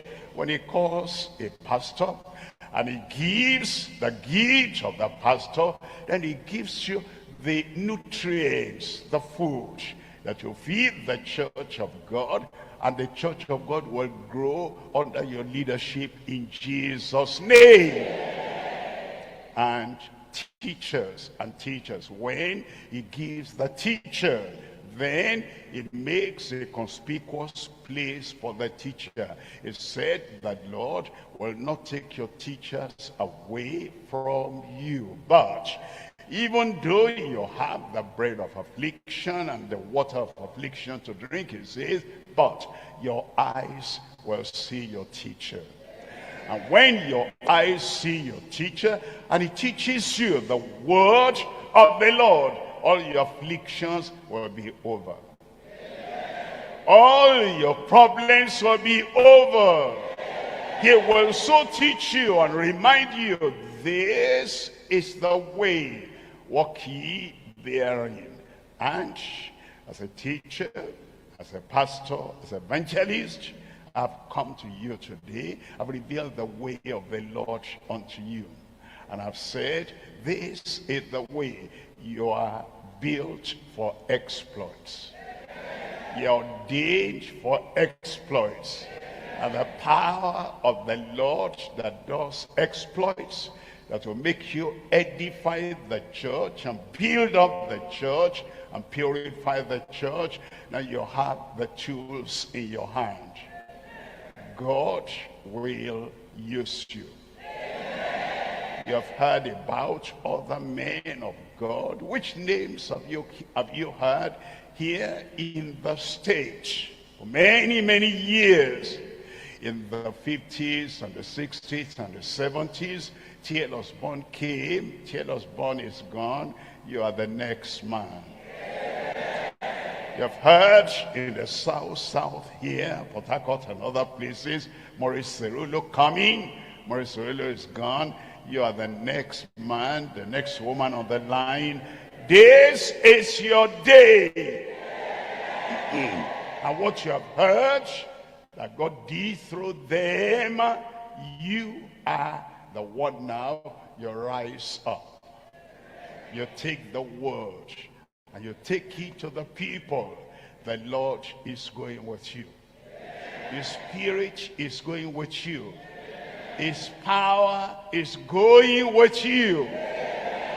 Don't say, if Pastor so-and-so were here, this will happen. You are the one now. You are there. Say, I am here. I am there. The signs and the wonders will follow after you. Rise up, accept it. Rise up, appropriate it. Rise up, determine. You go and act it out. You are the man. You are the woman. The Lord will not fail. The Lord through you will accomplish it. Open your mouth. Talk to the Lord. Accept. Believe. Appropriate. Act it out. You are the man. You are the woman.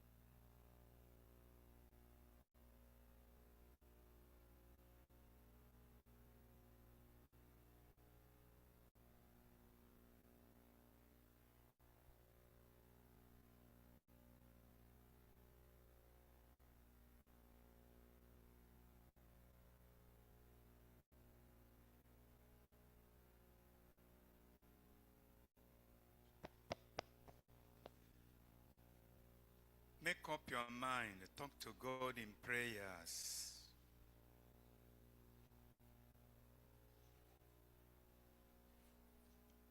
What you're asking of the Lord, if you really mean it, the answer is just on the way.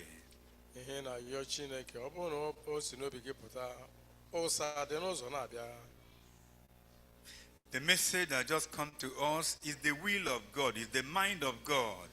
If we comply, and believe me honestly, great answer is coming.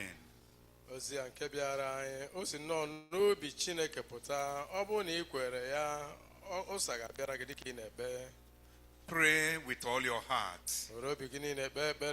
Pray earnestly.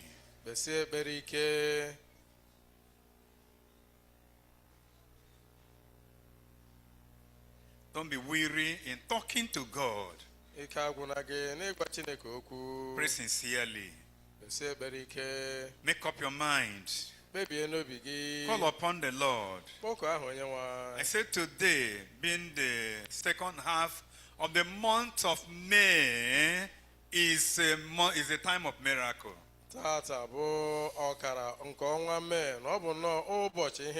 And your decision today will land you into a happy tomorrow. Pray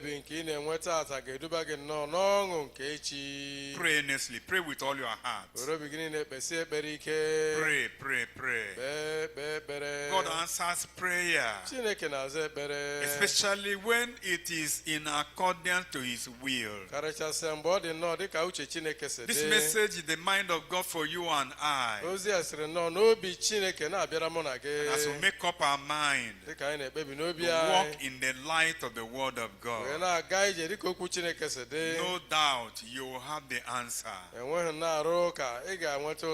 Lord will answer your prayers.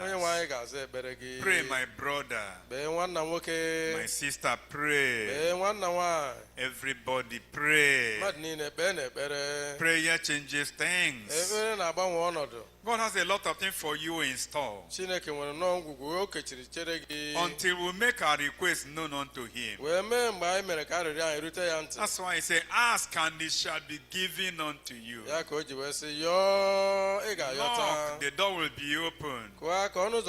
Seek and you will receive. Brother, pray, sister, pray. Everybody pray. Prayer works wonders. When we fold our hand, we don't pray. The songwriter lamented. What needless pain we bear, all because we do not carry everything to God in prayer.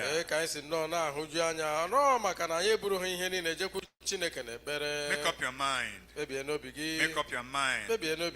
Half of the month has gone. And you start the half today. And the Lord has started with us in a wonderful way. As you pray earnestly, as you pray with all your heart, as you pray according to the will of God,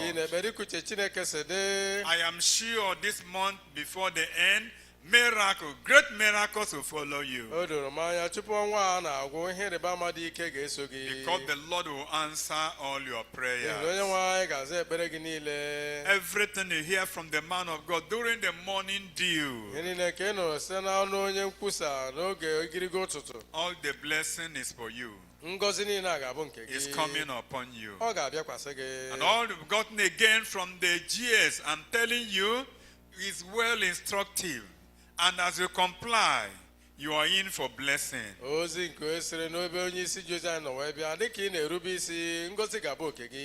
Lord will perfect what He has started. The blessing of the Lord will follow you. Make up your mind. Forget all the ugly past. This day is another beginning of day for you. Pray, pray, pray. Pray.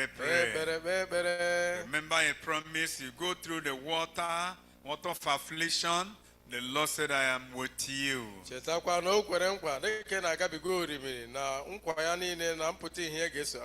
blessing of the Almighty will be upon your life.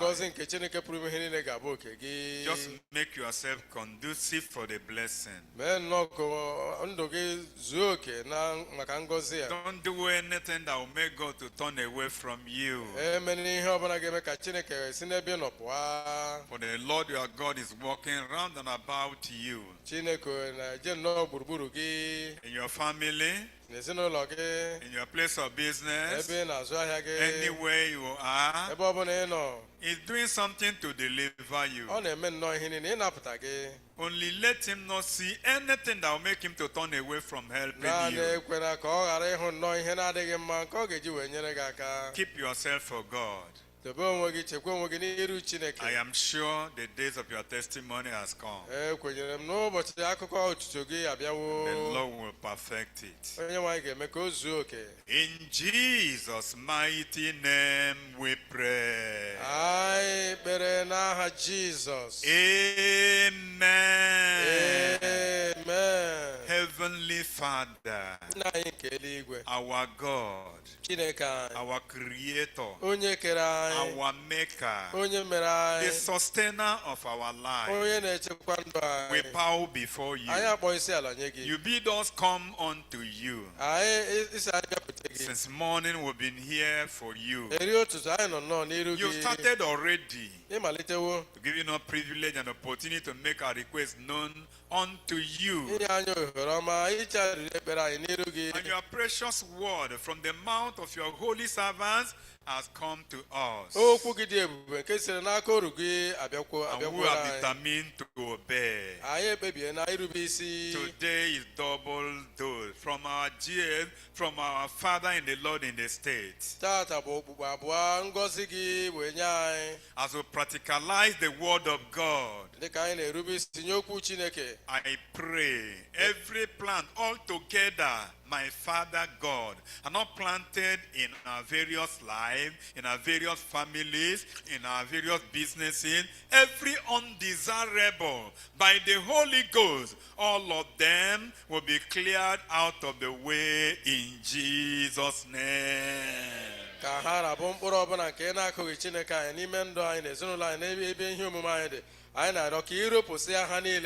Jesus.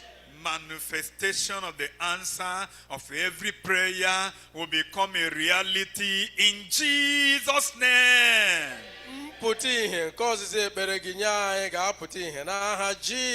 Our testimonies will be real. Our Father in the Lord will hear the testimony. Mighty God, I pray you confirm it in Jesus' name. No one has ever depended upon God and come before the Almighty God and go back destitute. And what you have done here today will be announced abroad. All the instruments you used, we commit them into your hand, asking that your blessing will not pass them by. All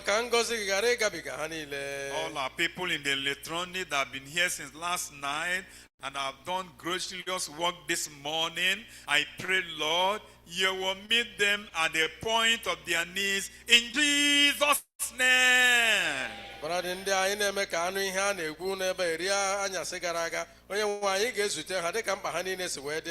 Jesus, for our Father in the Lord, has spent the time and been with us. Our God, He has given what He has. Everything He do not have, I pray you will endow Him with it. Help Him in health, in spiritual life, in family, in ministry.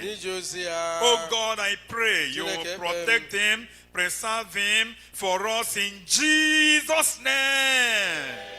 Had he been here, I will ask everybody to stretch a hand towards him and declare the blessings of God. But even as he's not here, Lord, I pray greater strength, greater power, greater vigor, greater wisdom will go with him in Jesus' name.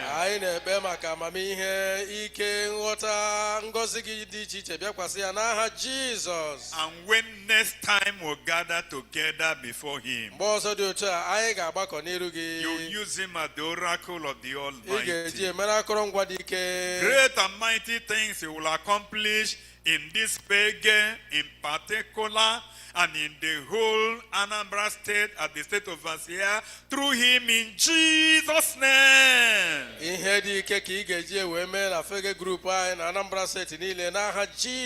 We thank you very much for hearing and answering our prayers. In Jesus' mighty name we pray. Amen. Amen. Amen. Praise the Lord. Hallelujah. I congratulate you because your being here will not be in vain. Just give me 2 minutes to make an announcement before you now go. Please, if you are among the first timers today,